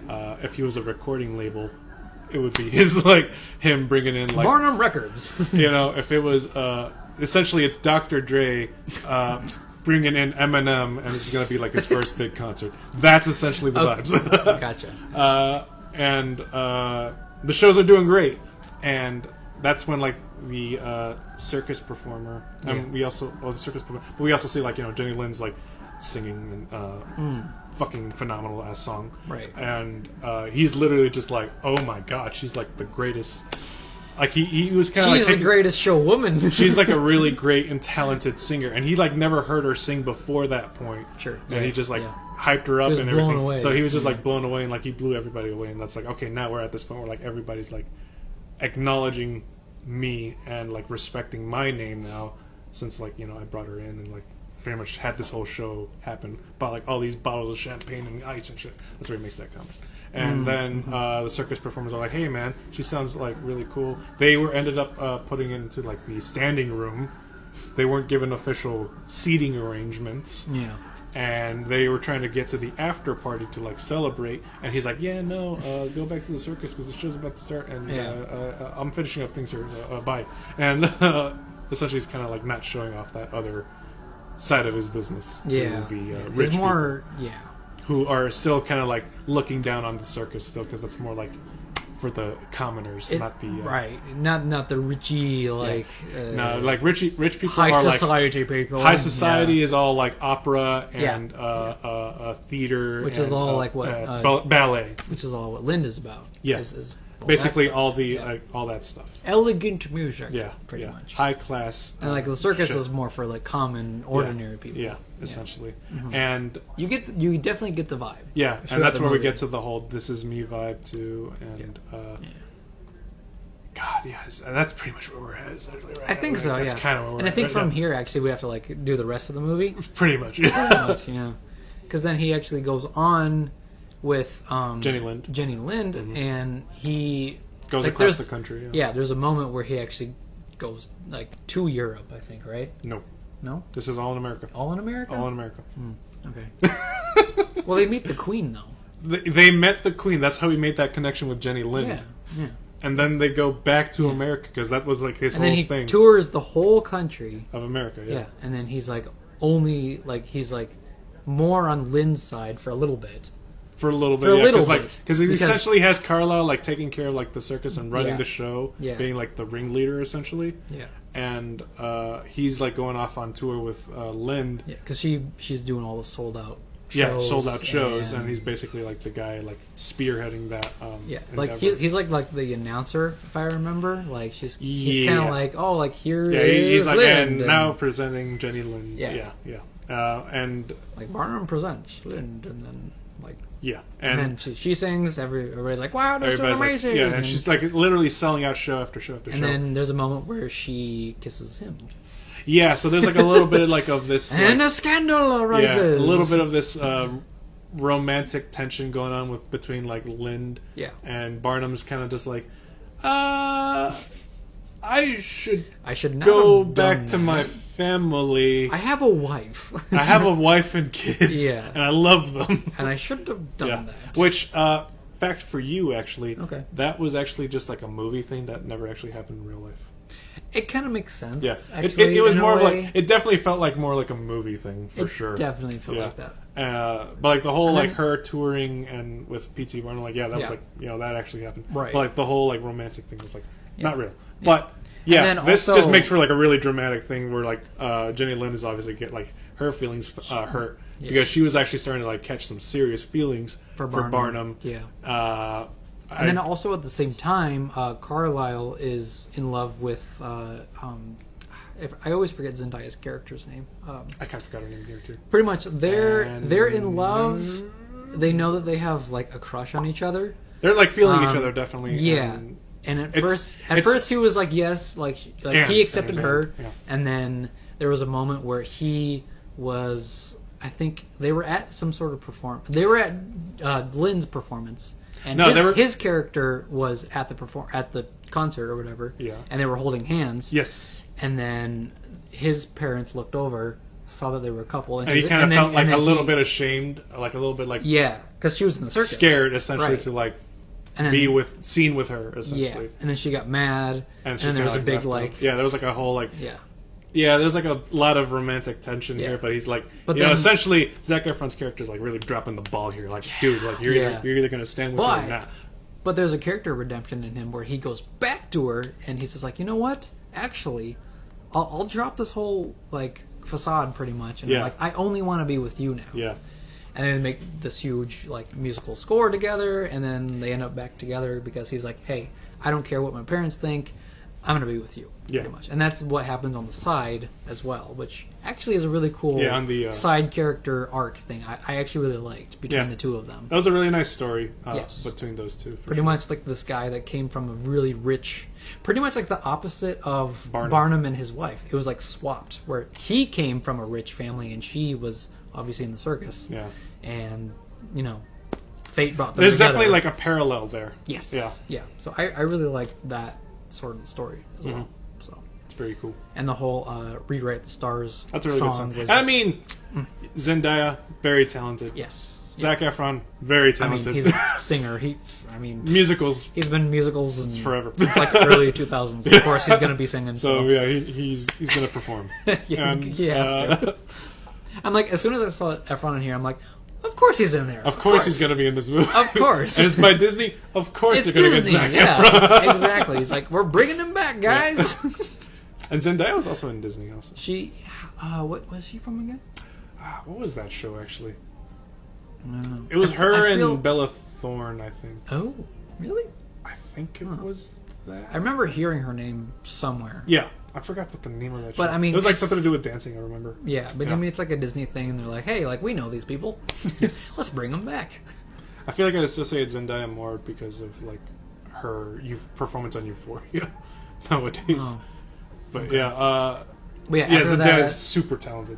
But yeah, so like after Barnum realizes his mistake, pretty much. Yeah, basically leaving the family all to like pursue this like business and just like constantly wanting to like be in the spotlight essentially. Yeah, he realizes that he pursued business over family. Yeah. And then after the whole controversy of him and Lind was his the pictures awakening moment, I guess. Like he's I mean, that wasn't even the awakening moment. He was like, "Okay, I need you to finish the tour. This is going to be like our last show together. I'm going to head back home." Lynn does the kiss, and then the pictures get taken. Yes. He goes back home, and he finds that like his family has left him because now it's all front paper news. Yeah, essentially of like dramatic, the drama going on there, and he kind of like ends up like losing the family a little bit, and he's kind of just like down in the slumps. Circus is kind of like not doing as well because like now all the common folks are kind of like spouting their hate. Right. You know, they're rioting a bit. And I think more, they actually end up like burning the theater, the whole circus down, like down to like the bones, pretty much. Like I mean, there's nothing left. There's nothing left. Yeah. And Barnum's just like, this is everything, like my business, because like Lind stops doing the tour right after their last show. Yeah. He thought that she was going to continue. No, dude, you broke her heart, and she barely gave a performance at all the last time you saw her. Right. And then she does the scandal thing. I don't know why you thought that she was going to keep on doing the performance after the fact. And then his circus burns down. So now he's like, wow, this is like everything's over. Like everything that I've risked, everything that I've done, I've lost everything. And but then everybody has comes been back. To, like loyal to him. They're like, hey, like listen, we can rebuild the theater. We can do everything over again. Like you're the only reason why we even got to do any of this and live the life that you essentially gave us a family. Yeah. And you gave us a life, pretty much. Like instead of just like hiding in the shadows and just being ashamed of who we are. Right. So we need to figure something out, dude. Yeah. And From Now On comes on, and that's another really good fucking song in the fucking movie. And it's love like, with all my fucking heart. And it's a great it's a finale. Really great, it ties everything together. Where they're like, okay, well, when it really comes down to it, like it's just like everybody together. Finds a way. Their individual traits, when you put it into one show, it's the greatest show. Yeah. And even the theater critic would come by like after the whole burning of the circus. He actually stood up. He actually and was like, "Hey man, I know I gave you like a lot of shit. Yeah. But there was like some magic that you were given to the people with like you bringing all these like different individuals up on stage to perform all as like." I think like his line was like it was like a celebration of humanity, essentially. That sounds familiar. Yeah, I think it was something like that, and it brings everybody together. No matter bringing everybody what together in a way, regardless of background, regardless of what they look like. It was just a celebration of humanity, and that was like a very big positive thing. The main thing of what the movie is all about. Yeah, because I think it's that and like the that one song, "This Is Me," is very much like the theme of the movie. Yes, which is I mean, going back to the facts too, is like that's why it was green lit, is because like that song was what really spoke to people. I'm like, it makes so much most sense here. Is that I mean, if you're in a group and you make like positive like ground on other people, of course, I mean that's going to be spread across. I mean, the world apparently when it comes to this, it begins small roots and then it branches out. So yeah, and it was overall, I think that was definitely like the main message of the movie. Yeah. So paired with amazing songs and great acting. Yeah. So.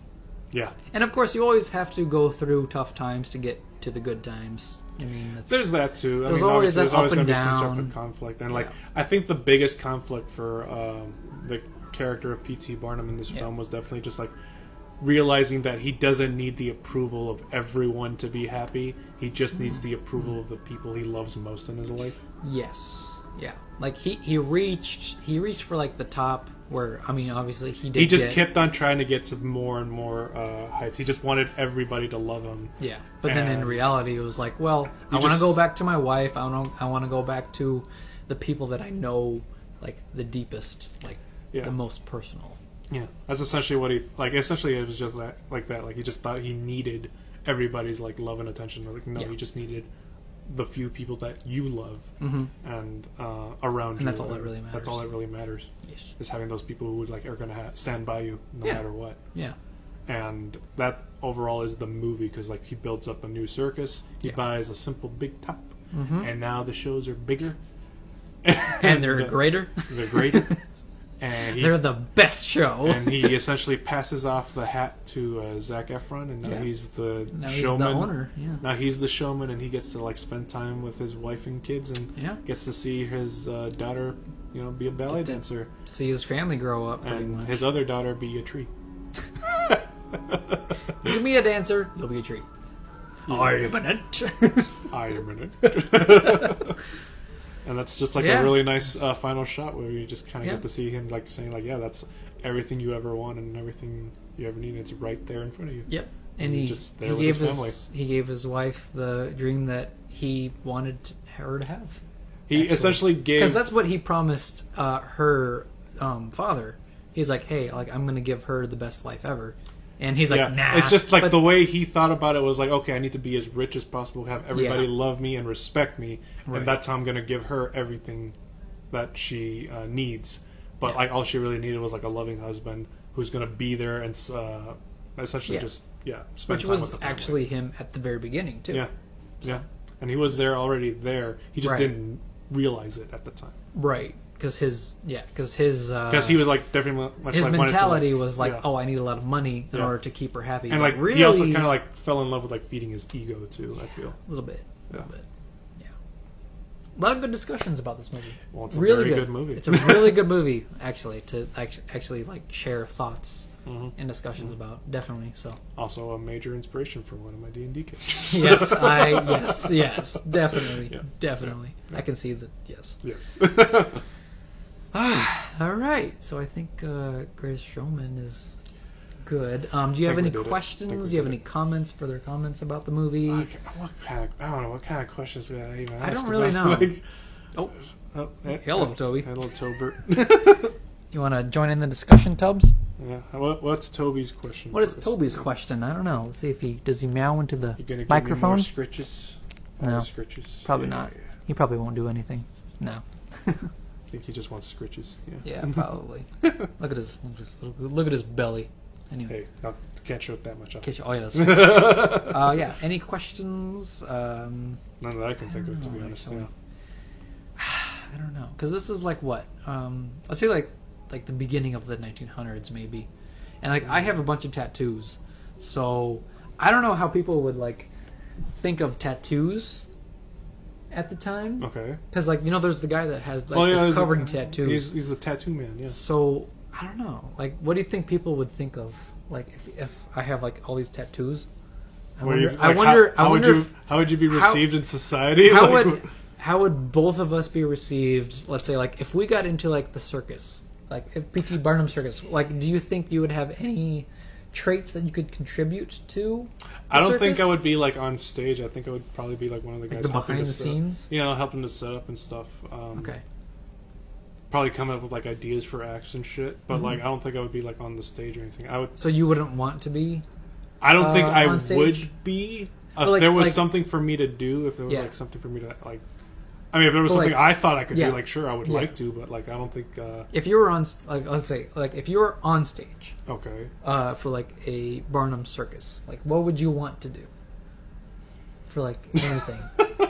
It doesn't. I guess like, well, maybe like just in general, like the Barnum circus. Like, what would you be? Would you prefer to be on stage or behind the scenes? Okay. Tell you what. You know how like sometimes when people are like doing their acts, they'll like pull up like a random quote unquote audience member. Oh, you're right. I would be one of Yeah. those people. So it's like a Yeah. scripted. Yeah, Like, yeah. Okay. That's okay. what I would. Yeah, I would be yeah. like a supporting act, essentially. Gotcha. You You know know? what? That reminds me of the movie The Prestige, which Oh, I do need to check out that movie. I have it actually. Yeah. You need to watch it. It's I need so to good. check it out, It yeah. is so good. But Yeah. anyway, yeah, because that reminds me of that. Oh, really? Because part of the act is that the person in the audience is scripted Mm-hmm. to come up on stage.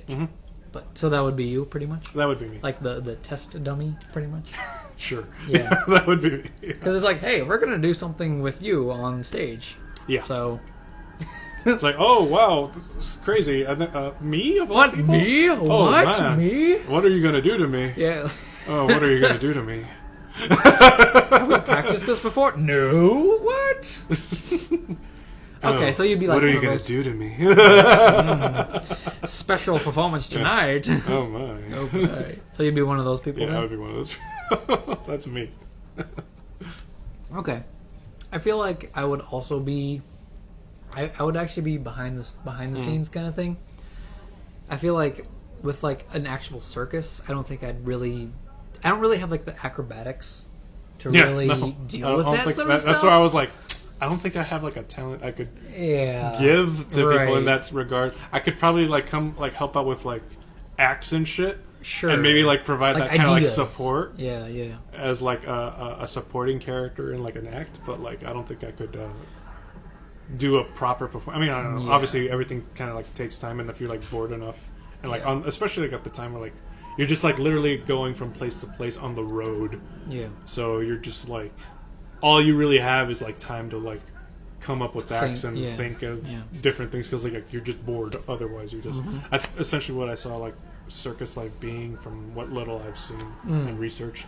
It's just like a bunch of people just being bored a lot of the time and just like figuring out something that they thought would be cool to put on the show. They talk to the ringleader and they're like, hey man, what do you think of this? What if we put this in for the next show? And he's like, all right, well we'll do a little bit like this. Is this something like that? How about you come into like after that act, we'll put you in there, like shit like that. Yeah. That's kind of the vibes I was getting. So Gotcha. I would probably be like somewhere along the lines of like either helping to set up the circus, being background character, Yeah. supporting actor, Yep. or I don't know. I get you. Yeah. I'm kind of along the same vibes. Yeah. Really. Yeah. Because I get like everything, especially when it like first became like really popular.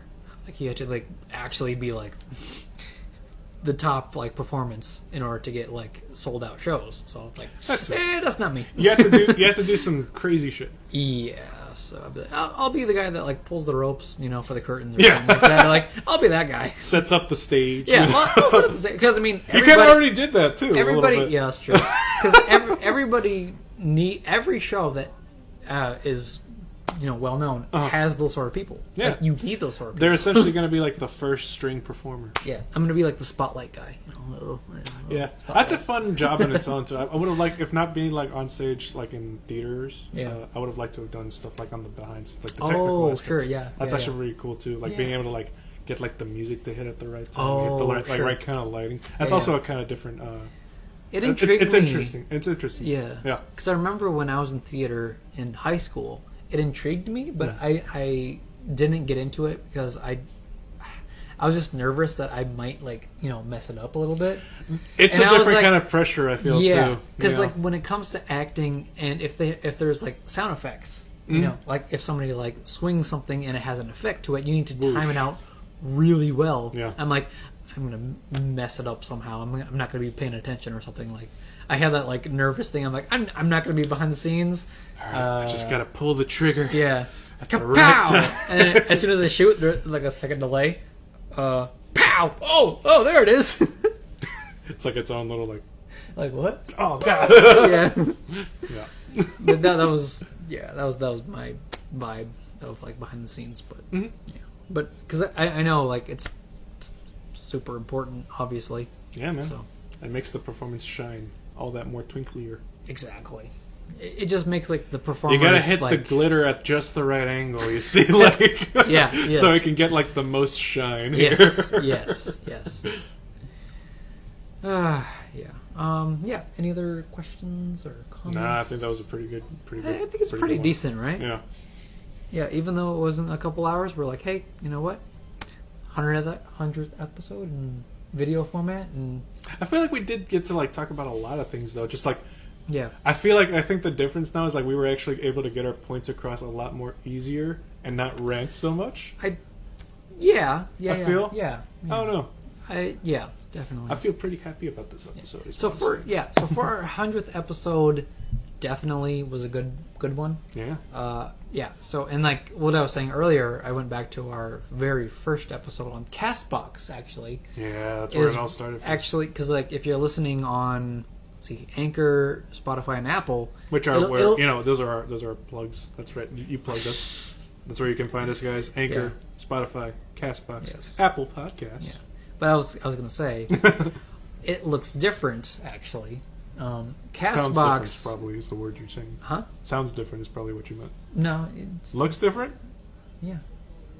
Did I say looks? You said looks different. different. Well, okay. Well, no, it looks different on the list. Oh yeah. Yeah. Yeah. Because on the list, it's like it says like 94 episodes or something like that. Only because like the files that I had for like the first like few episodes on Castbox I didn't save. Because I didn't think that like our podcast was going to be like 400 views. You know, like I didn't think that way. So I'm like, I'll just put it out there, whatever. You know, post the whole podcast thing was just us wanting a reason to hang out. Yeah, exactly. Right. Yeah, it was just us like ranting about movies that we like. Yeah. And so I'm like, okay, I'll just put it on there, whatever. So and that's the reason why on Castbox it'll say like on this episode it'll say 100. But on like Spotify, Apple, and Anchor, it'll say like 96 or 7. So it won't be at that 100 peak, but it will be the 100 episode on Castbox, pretty much. Because that's when we started officially uploading like actual Drink and Dried. This episodes, is us, like episode 1 from Scooby-Doo on. That's kind of like our show. And you get to see us grow. Hear us grow. Yeah, pretty much. We're growers, not showers. So yeah, pay a little extra for the pretty show. Much, yeah. Cost extra. Yeah. But I feel like we've grown a lot, especially in the show. And we did do our 1 year like anniversary episode. But so now that we've actually covered the movie and everything, did all the facts, did all our thoughts, through 100 episodes. What do you think we've grown like the most out of? Like, what's the biggest progress? Definitely structure. Structure. Structure has been like the base that we needed because like starting off it was very ranty and just like us coming up with shit. Which that's fine in its own way, but like the structure kind of like streamlines it a little bit and just like doesn't leave us kind of like hanging after like the rant is done. And I remember like a lot of those early episodes was just like me ranting. And then, like, I'll, like, get that point across. And then I'm just, like, at a loss for, like, what to talk about next. And then I'm just looking at you, and you're looking at me, and we're like... Yeah. And so... I do remember that, yeah. That scene, right? Like, just... Yeah, lots of moments like that I remember. So, like, the inclusion of, like, segments. Yes. God, we needed that. That really helped out a lot. Yeah, I definitely feel that way. Because...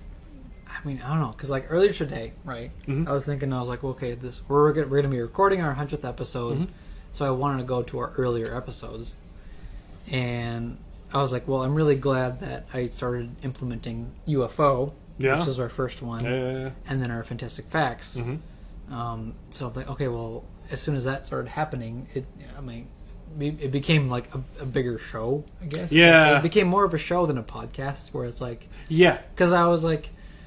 At the time where it was becoming like 100 views or whatever, and I was like, okay, well, what else can we do to like, just do something more.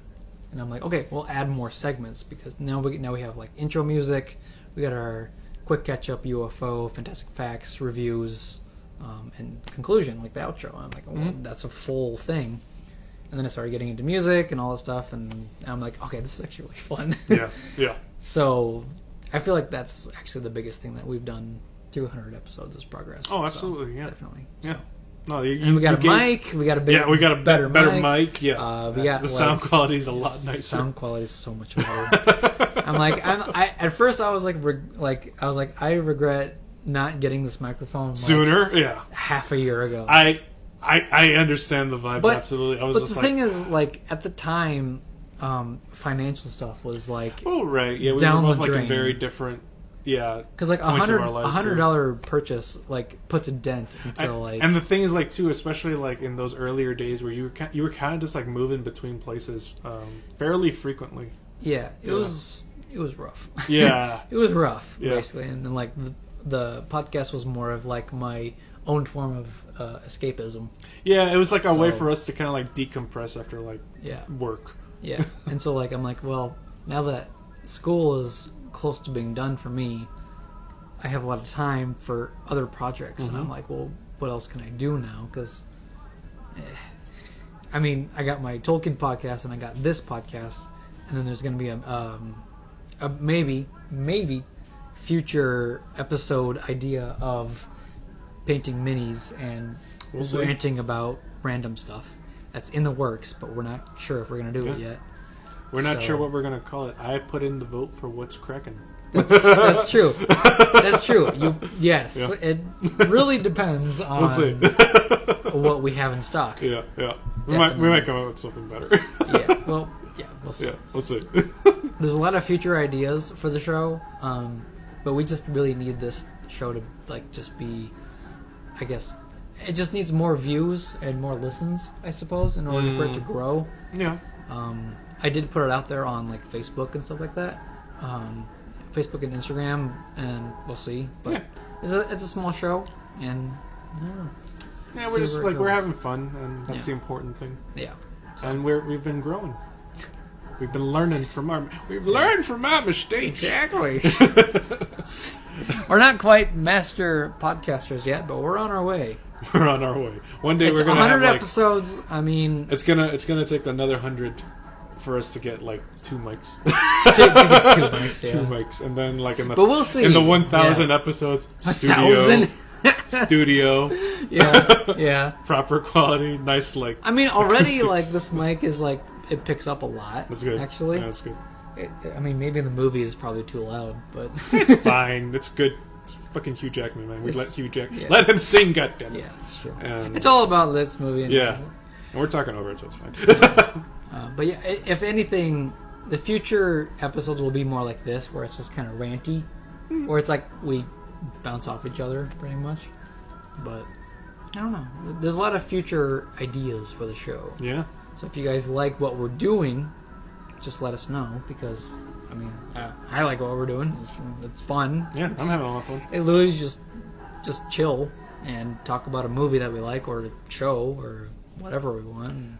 It's literally just like us getting to hang out. Yeah, essentially. Yeah. It's my stress reliever. Definitely. Yes. It's like it's definitely one of like the things I look forward to most in the week. Yeah, definitely. Yeah, because eventually I do want. I mean, for our our chill out sessions, pretty much is that I want us to like be painting minis and that'd be fun and talking about. It's been a minute since I actually like painted too, so it'll be nice to get back into that. Yeah. So I need to get those like really thin brushes so we can actually like get into like fine detail. I got brushes. Oh, you do? Yeah, I got brushes. Like the tiny ones? I bought like a set of like brushes with the paints that I had. I just never got around to like really using them all the time. And I was like, "Hey man, I got brushes." You're like, "No, that's fine. I got brushes too." But then I got paints. I don't need nothing. But then I used them all up. Okay. And then I used them. Yeah. And then they dried up, and then I'm like, "Dang, I forgot to wash my brushes," and then they went bad. Here's what happens, man. Rookie mistake. Here's the thing. Rookie mistake. Here's the thing. You give out an olive branch, you know. You give them a life raft, and they're like, oh no, it's fine. I'll just swim up the river a little bit. I'll make it to the other side, no problem. Then a fucking flash flood comes, and it's like, well, Yeah. I guess I should have gotten on the boat. Oops. You're like the guy. What was that one like old fucking Mexican story that keeps on telling me? There's a guy who like. At least as it was told to me, a guy who's like saying like, okay, I'm gonna go out to sea and God is gonna save me. Okay. And he's like out at sea and like Jonah. a boat comes by and he's like, hey man, are you like need like help getting out of here? And he's like, no man, God is gonna save me. You go on ahead. And then that boat leaves. Another boat, a bigger boat comes and he's like, hey man, are you okay? You need some help getting back? He's like, no man, I'm gonna wait here until God saves me. A third boat comes by, ask him the same question. He's like, no man, God is going to save me. I'm going to stay right here until God himself comes down to save me. And then the guy dies, ends up going to heaven. Yeah. And God's like, what the hell were you doing, man? I send you 3 boats.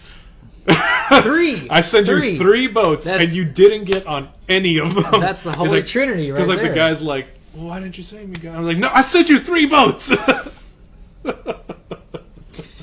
That's the story, essentially. That's an interesting story. Yeah. I like how it's 3.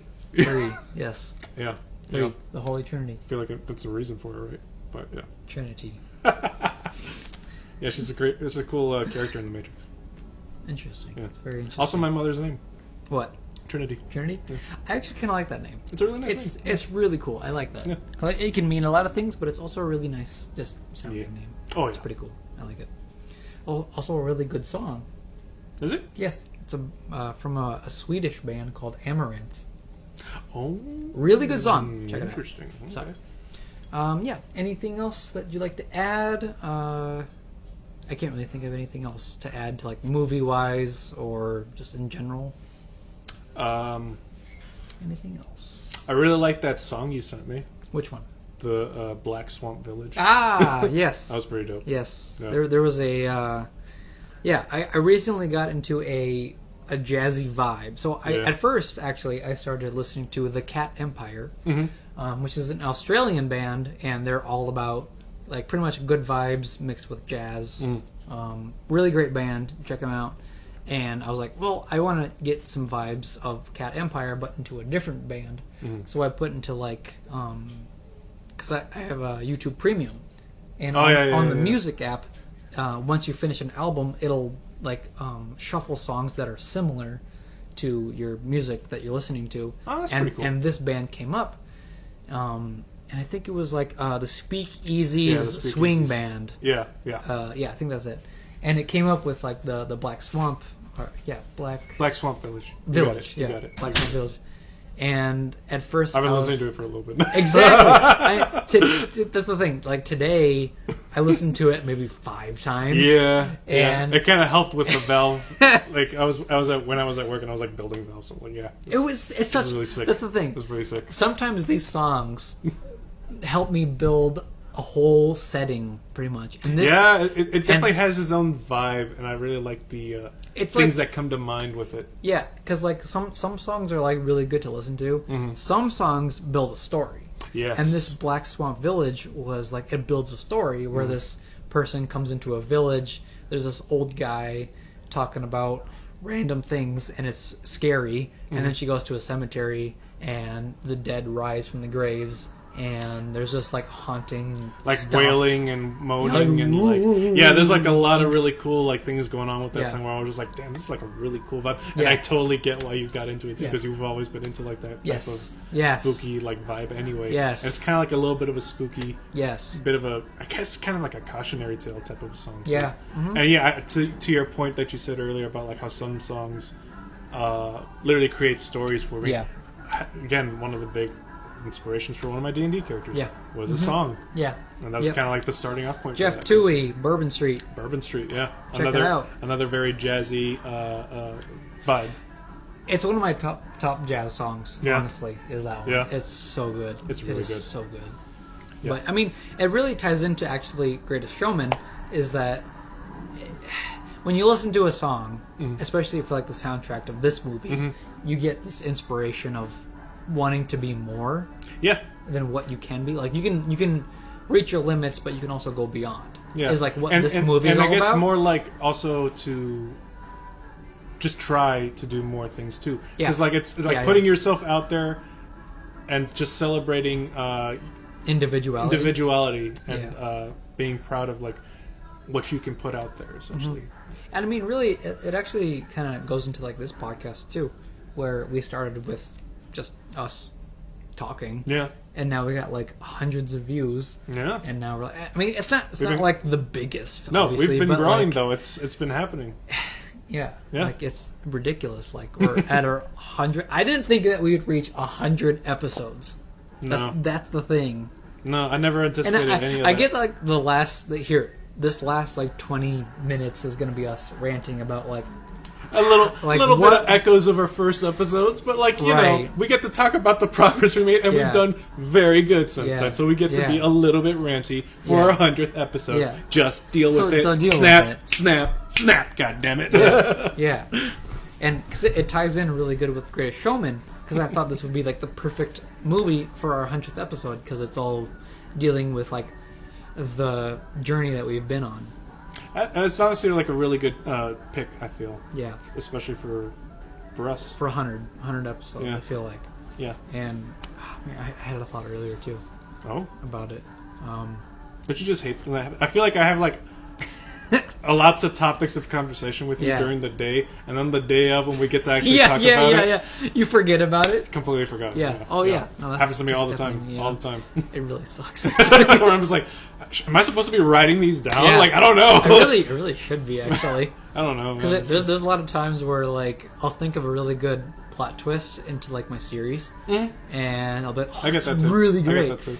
And then I'll think about it for, like, 10 minutes. I'm like, okay, I can't forget this. But then something happens at work where you have to, like, address it right away. Yeah. And then the thought just disappears, and I'm like... Yeah, because now you have to, like, well, now it's just going to get filed away, and I don't know where the file went, man. It's somewhere in there. I get that a lot. It happens to me a lot with the D&D stuff. Like, there was so many campaigns that I had in my head, like, just come and go. And I don't know if I'll ever get them back. Yeah. Oh, actually, that does remind me. Actually, that's where we were at. Actually, with the whole Bayou setting of songs. I was going to add on to that. Where not just that, but the power of music. Actually, no matter what the genre is, I don't really care what genre you listen to. If you're drawn to it, it's for a certain reason. And if you have multiple genres, sure. I mean, you have all specific reasons for that too. Like, I'm a big metalhead, obviously. Yes. We'll listen to like death metal, black metal, all the metalcore, all the stuff like that. But if it has an ounce of metal, he's probably listened to I've it. probably heard it before. Yeah, exactly. Like, I'm a huge metalhead. Oh, but I really like this quote by Barnum. The noblest, what was it? Try to go back here. Yeah, hold on real quick. It'll load because, well, you know. Yeah, the noblest art is that of making others happy. I really like that quote. I really like that quote, Brian. Which is pretty much like, it's not all about yourself. No. It's about what you produce to make other people satisfied.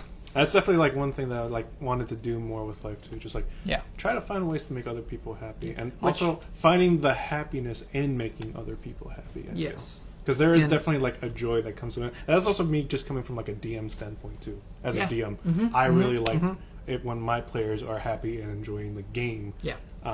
Put in front of them. So yeah, definitely. Because I was gonna say like it was kind of the thing too for this show as well, where like, well, we want to choose movies that we like, but like movies that other people would probably know of. Yeah. So that was kind of like a main thing too for me. When I was making the show, I was like, well, I don't want to just make movies that only I know, but other people might know too. So making all these like segments throughout the show, like, well, I want other people to like actually be invested in this stuff. So, like, in order for people to like the show, you know, add segments and just, you know, so that it has a little bit more of a structure and flow to it. Because everybody likes that sort of structure. Everybody's like, okay, well, this is the segment. They're talking about their personal lives here. What do you think we're going to call this segment of us ranting? Well, this is just going to be like this is just our 100 episode thing. So it'll be like our post show ranting. There you go. Yeah. post-show. PSR. PSR. This is the post-show clarity. Yeah. Once you finish unloading all that nice discussion energy. Now you get your clarity. Oh, yeah. What clarity do you have now? Too real. Too real. Disgusting! Yeah. Hey, it's all just... It's natural, man. It is what it is, you know? But yeah, so... That was my thoughts for it. Music-wise, it's just... Because I was going to say, like, I'm a metalhead, but I also like jazz. Mm-hmm. I'm into, like, Christian songs, too, as well, where it's, like, really uplifting. I'm like, I have a whole range of genres that really, like, completes, like, a person, I guess. Like, for you, like, you can listen to, like, some metal, but you have some jazz, and then you have some rap, and then you have a whole array of genres. I have a fairly broad stroke in my taste in music, for sure. And I feel like that's also kind of just come with, like, time, too, because, like, over time I was just, like, wanting to explore more of, like, what's out there, and especially, like, things that I could find, like, anything of value to me, which is, like, you know, entertainment-wise, creative-wise, or, like, literally anything, like, that I think is, like, interesting to me, and exploring that and just like seeing how I can learn from it too. Yeah. You know? And also, I mean, fucking that shit just slaps, man. Like, it's just good fucking music. Like, well, what else do you want me to tell you? Yeah. Well, it's all for a reason, really. Yeah. Like, this is just what I enjoy, and, you know, other people enjoy it too. Yeah. And if not, well, hey, it's still out there for me, and I'm fucking loving the shit out of it. Yeah. And, I mean, for, like, musicals, you know, it's just like... Yeah. I mean, that's why you're watching it. That's why you're there. I mean, for the music, you know, it's like, and then there's a message that conveys it. Too. Yeah. But I don't know if are there any like favorite musicals that you have in mind? I mean, Greatest Showman's the one that's like comes to mind very easily. Yeah. Nightmare Before Christmas. Okay. Yeah. That's a great one. Not Sleepy Hollow. Sweeney Todd. Oh, okay. Sleepy Hollow is not a musical. It's not a musical. I don't know what it has a guy who's been in musicals. Right, yeah. No, Sweeney Todd was another really good musical. What was this other one I saw? I really love Wicked. Oh, have you seen Wicked? Yes. Oh, you son of a bitch. I saw Wicked in London, actually. You son of a bitch. You know what? Fuck you. I've seen... this isn't a musical, but it's theater, so it kind of counts. Okay. I saw the Cabaret Zazu place that I went to in Chicago. Oh. Lots of singing, lots of performing arts. It was very circusy in vibe. Cool. But also kind of has like a little bit of a... I don't know. There's like an energy and like a vibe there. Because like the whole outdoor like setup of it all, it looks like a big...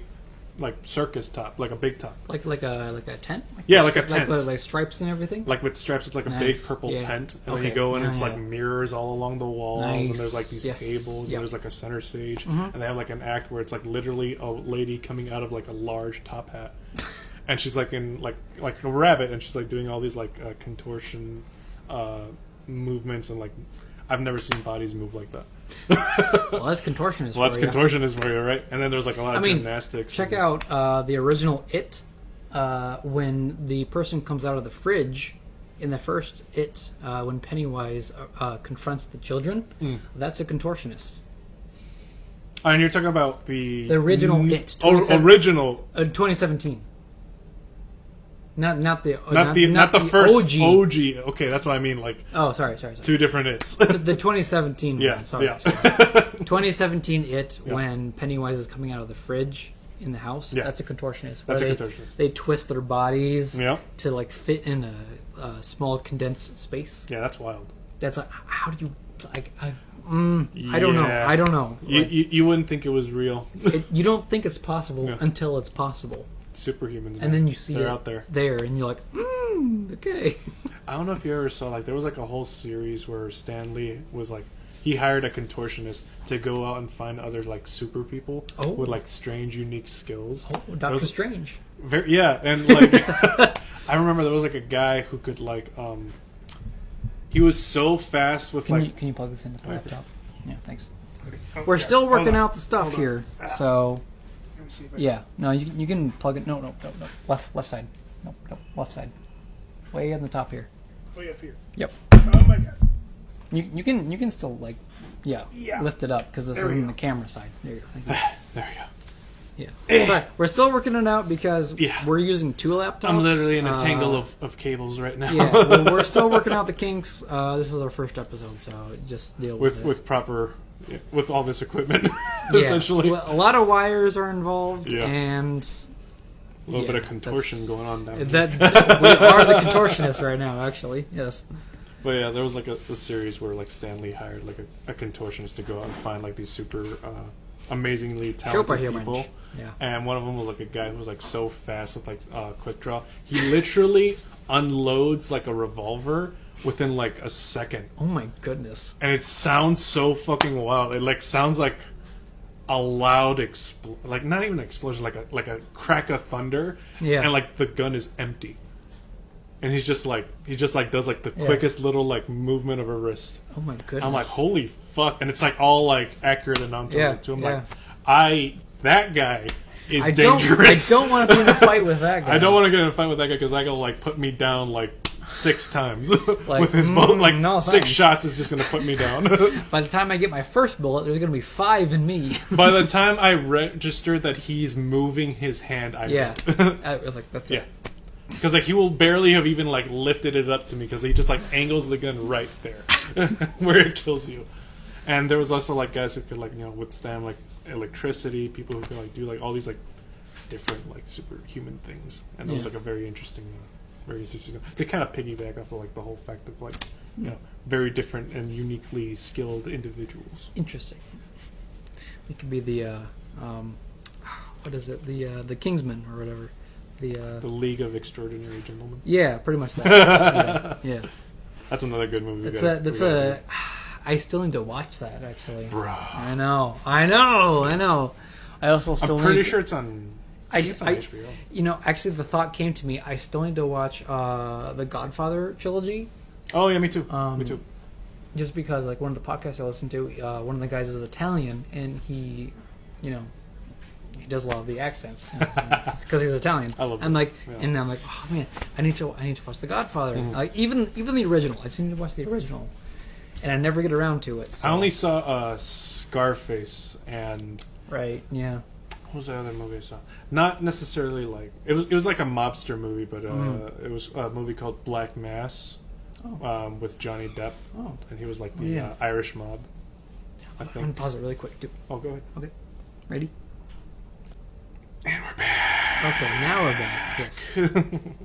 Working out the kinks. Yeah. All right. I don't think we really had anything else to really talk about. Yeah. I mean, this was definitely a 100th episode rant.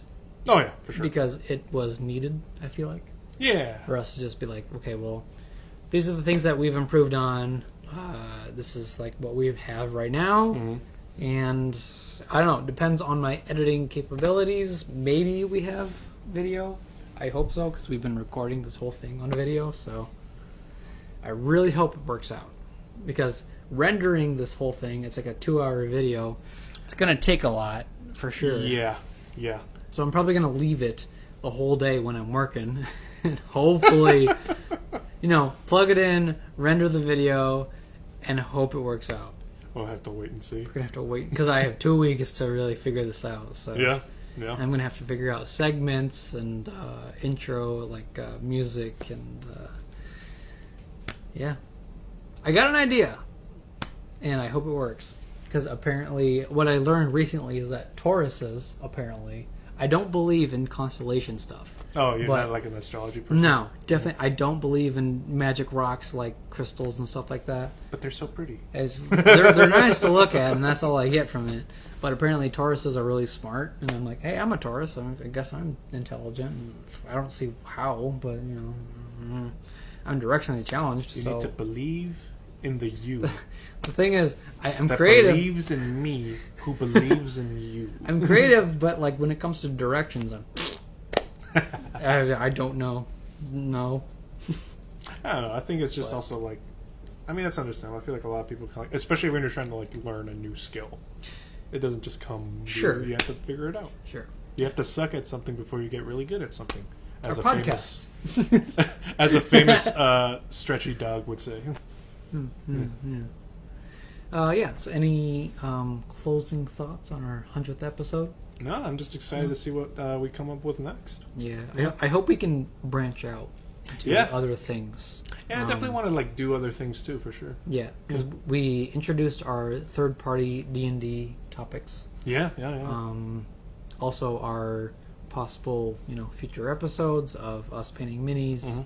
And then there's lots of other things too, like on the side that we're hoping to do it. That we're hoping to, either like as like just the duo of us, or like individually. Like we'll keep you guys updated. Yeah, we'll keep you guys updated, see how it goes. But right now we're happy and we're having fun. Yeah, and there's more to come. Yes. And what else rhymes with that? With what? With what? Fun? Dum dum dum dum. Sure. There you go. I'm like, I can't finish the sentence in a way that makes sense. Yeah, I don't know. I only came up with sun, and I'm like, how does that make sense? We'll bring you more when we think of things under the sun. You better run. And this has been the last episode of Please, Drink and Dried. Please do not shun us. Please don't shun. Please. I can't think of anything else, actually. No, I'm out. I'm tapped out. Actually, do you know where the audience can find us? I did say this earlier, but I will say it again. You can find us on CastBox. You can find us on Spotify, Anchor, and Apple Podcasts. Yes. And that's kind of like our big podcasting platforms, essentially. That's what we have that I can really think of. Yeah. But, yeah, pretty much that's what I upload to. And eventually, if this makes it to video format, we will be on YouTube under the same name, Drink and Dried. TubeU. It should be under the Drink and Dried actual channel, but if not, it will be like a offshoot of my personal channel, because I was able to like create my own account of Drink and Dried. So like our first like video thing will be on there. So if anything, if you search up, you're gonna need to get your editing on point, because now that shit's gonna need to be in visual format too. Yeah, that's why I'm like, it's gonna be a little difficult for me, but I have a week break from school where I'm like, okay, well, I'm gonna figure out video editing pretty much. Like that week is gonna be pretty much dedicated to video. I guess we'll see. which can lead to further projects. Yeah. So it'll be for the better. Yeah, pretty much that. So I guess audience is just gonna have to wait and see. Yeah, pretty much. So. All right, everybody. Thank you all for listening. Actually, for 100 episodes. If you guys are still there, I guess. If you guys are still checking us out, thank you. And thank you for listening. And if you're a new listener, thank you. Thank you. It's actually like genuinely. Thank you guys for listening. Yeah, and 400 views or listens is a lot. Yeah, way more than we thought. Yeah, never really anticipated what this could be, and so far we've just been having a lot of fun. Yeah, we hope to continue letting it be fun. Yeah, and I thought like at 100 episodes we would be at 100 listens. Oh yeah, just like one listen. That's what I thought. That's what I thought. I'm like, oh well, we're not going to go far, but 400 listens later, here we are. So it's insane. I'm happy with that. I'm happy with that. Definitely. So we'll see what the future holds. So without all that being said, just stay tuned for the next episode. And I keep saying that because that's how I close on my Exploring Arda is stay tuned for the next episode. For the next episode. Yes, exactly. I mean, that works. We gotta be like all. I can't do the other closing of Exploring Arda because it's Silmarillion exclusive. So. Oh, gotcha. Yeah. So stay tuned. And until next time, Drink and Dried will return. Yeah. Pretty much. To be continued. Boom, boom, boom. Goodbye, everybody. Boom, boom, boom, boom. No. Boom, boom, boom, boom, boom, boom, boom. Yeah, I'm gonna keep doing that. Doom, doom, doom, doom, doom, doom, doom. Solo. Doom, doom, doom, doom, doom, doom. Yeah. I'll be the round about. Yeah. Is that it? Yeah. Okay. Bye.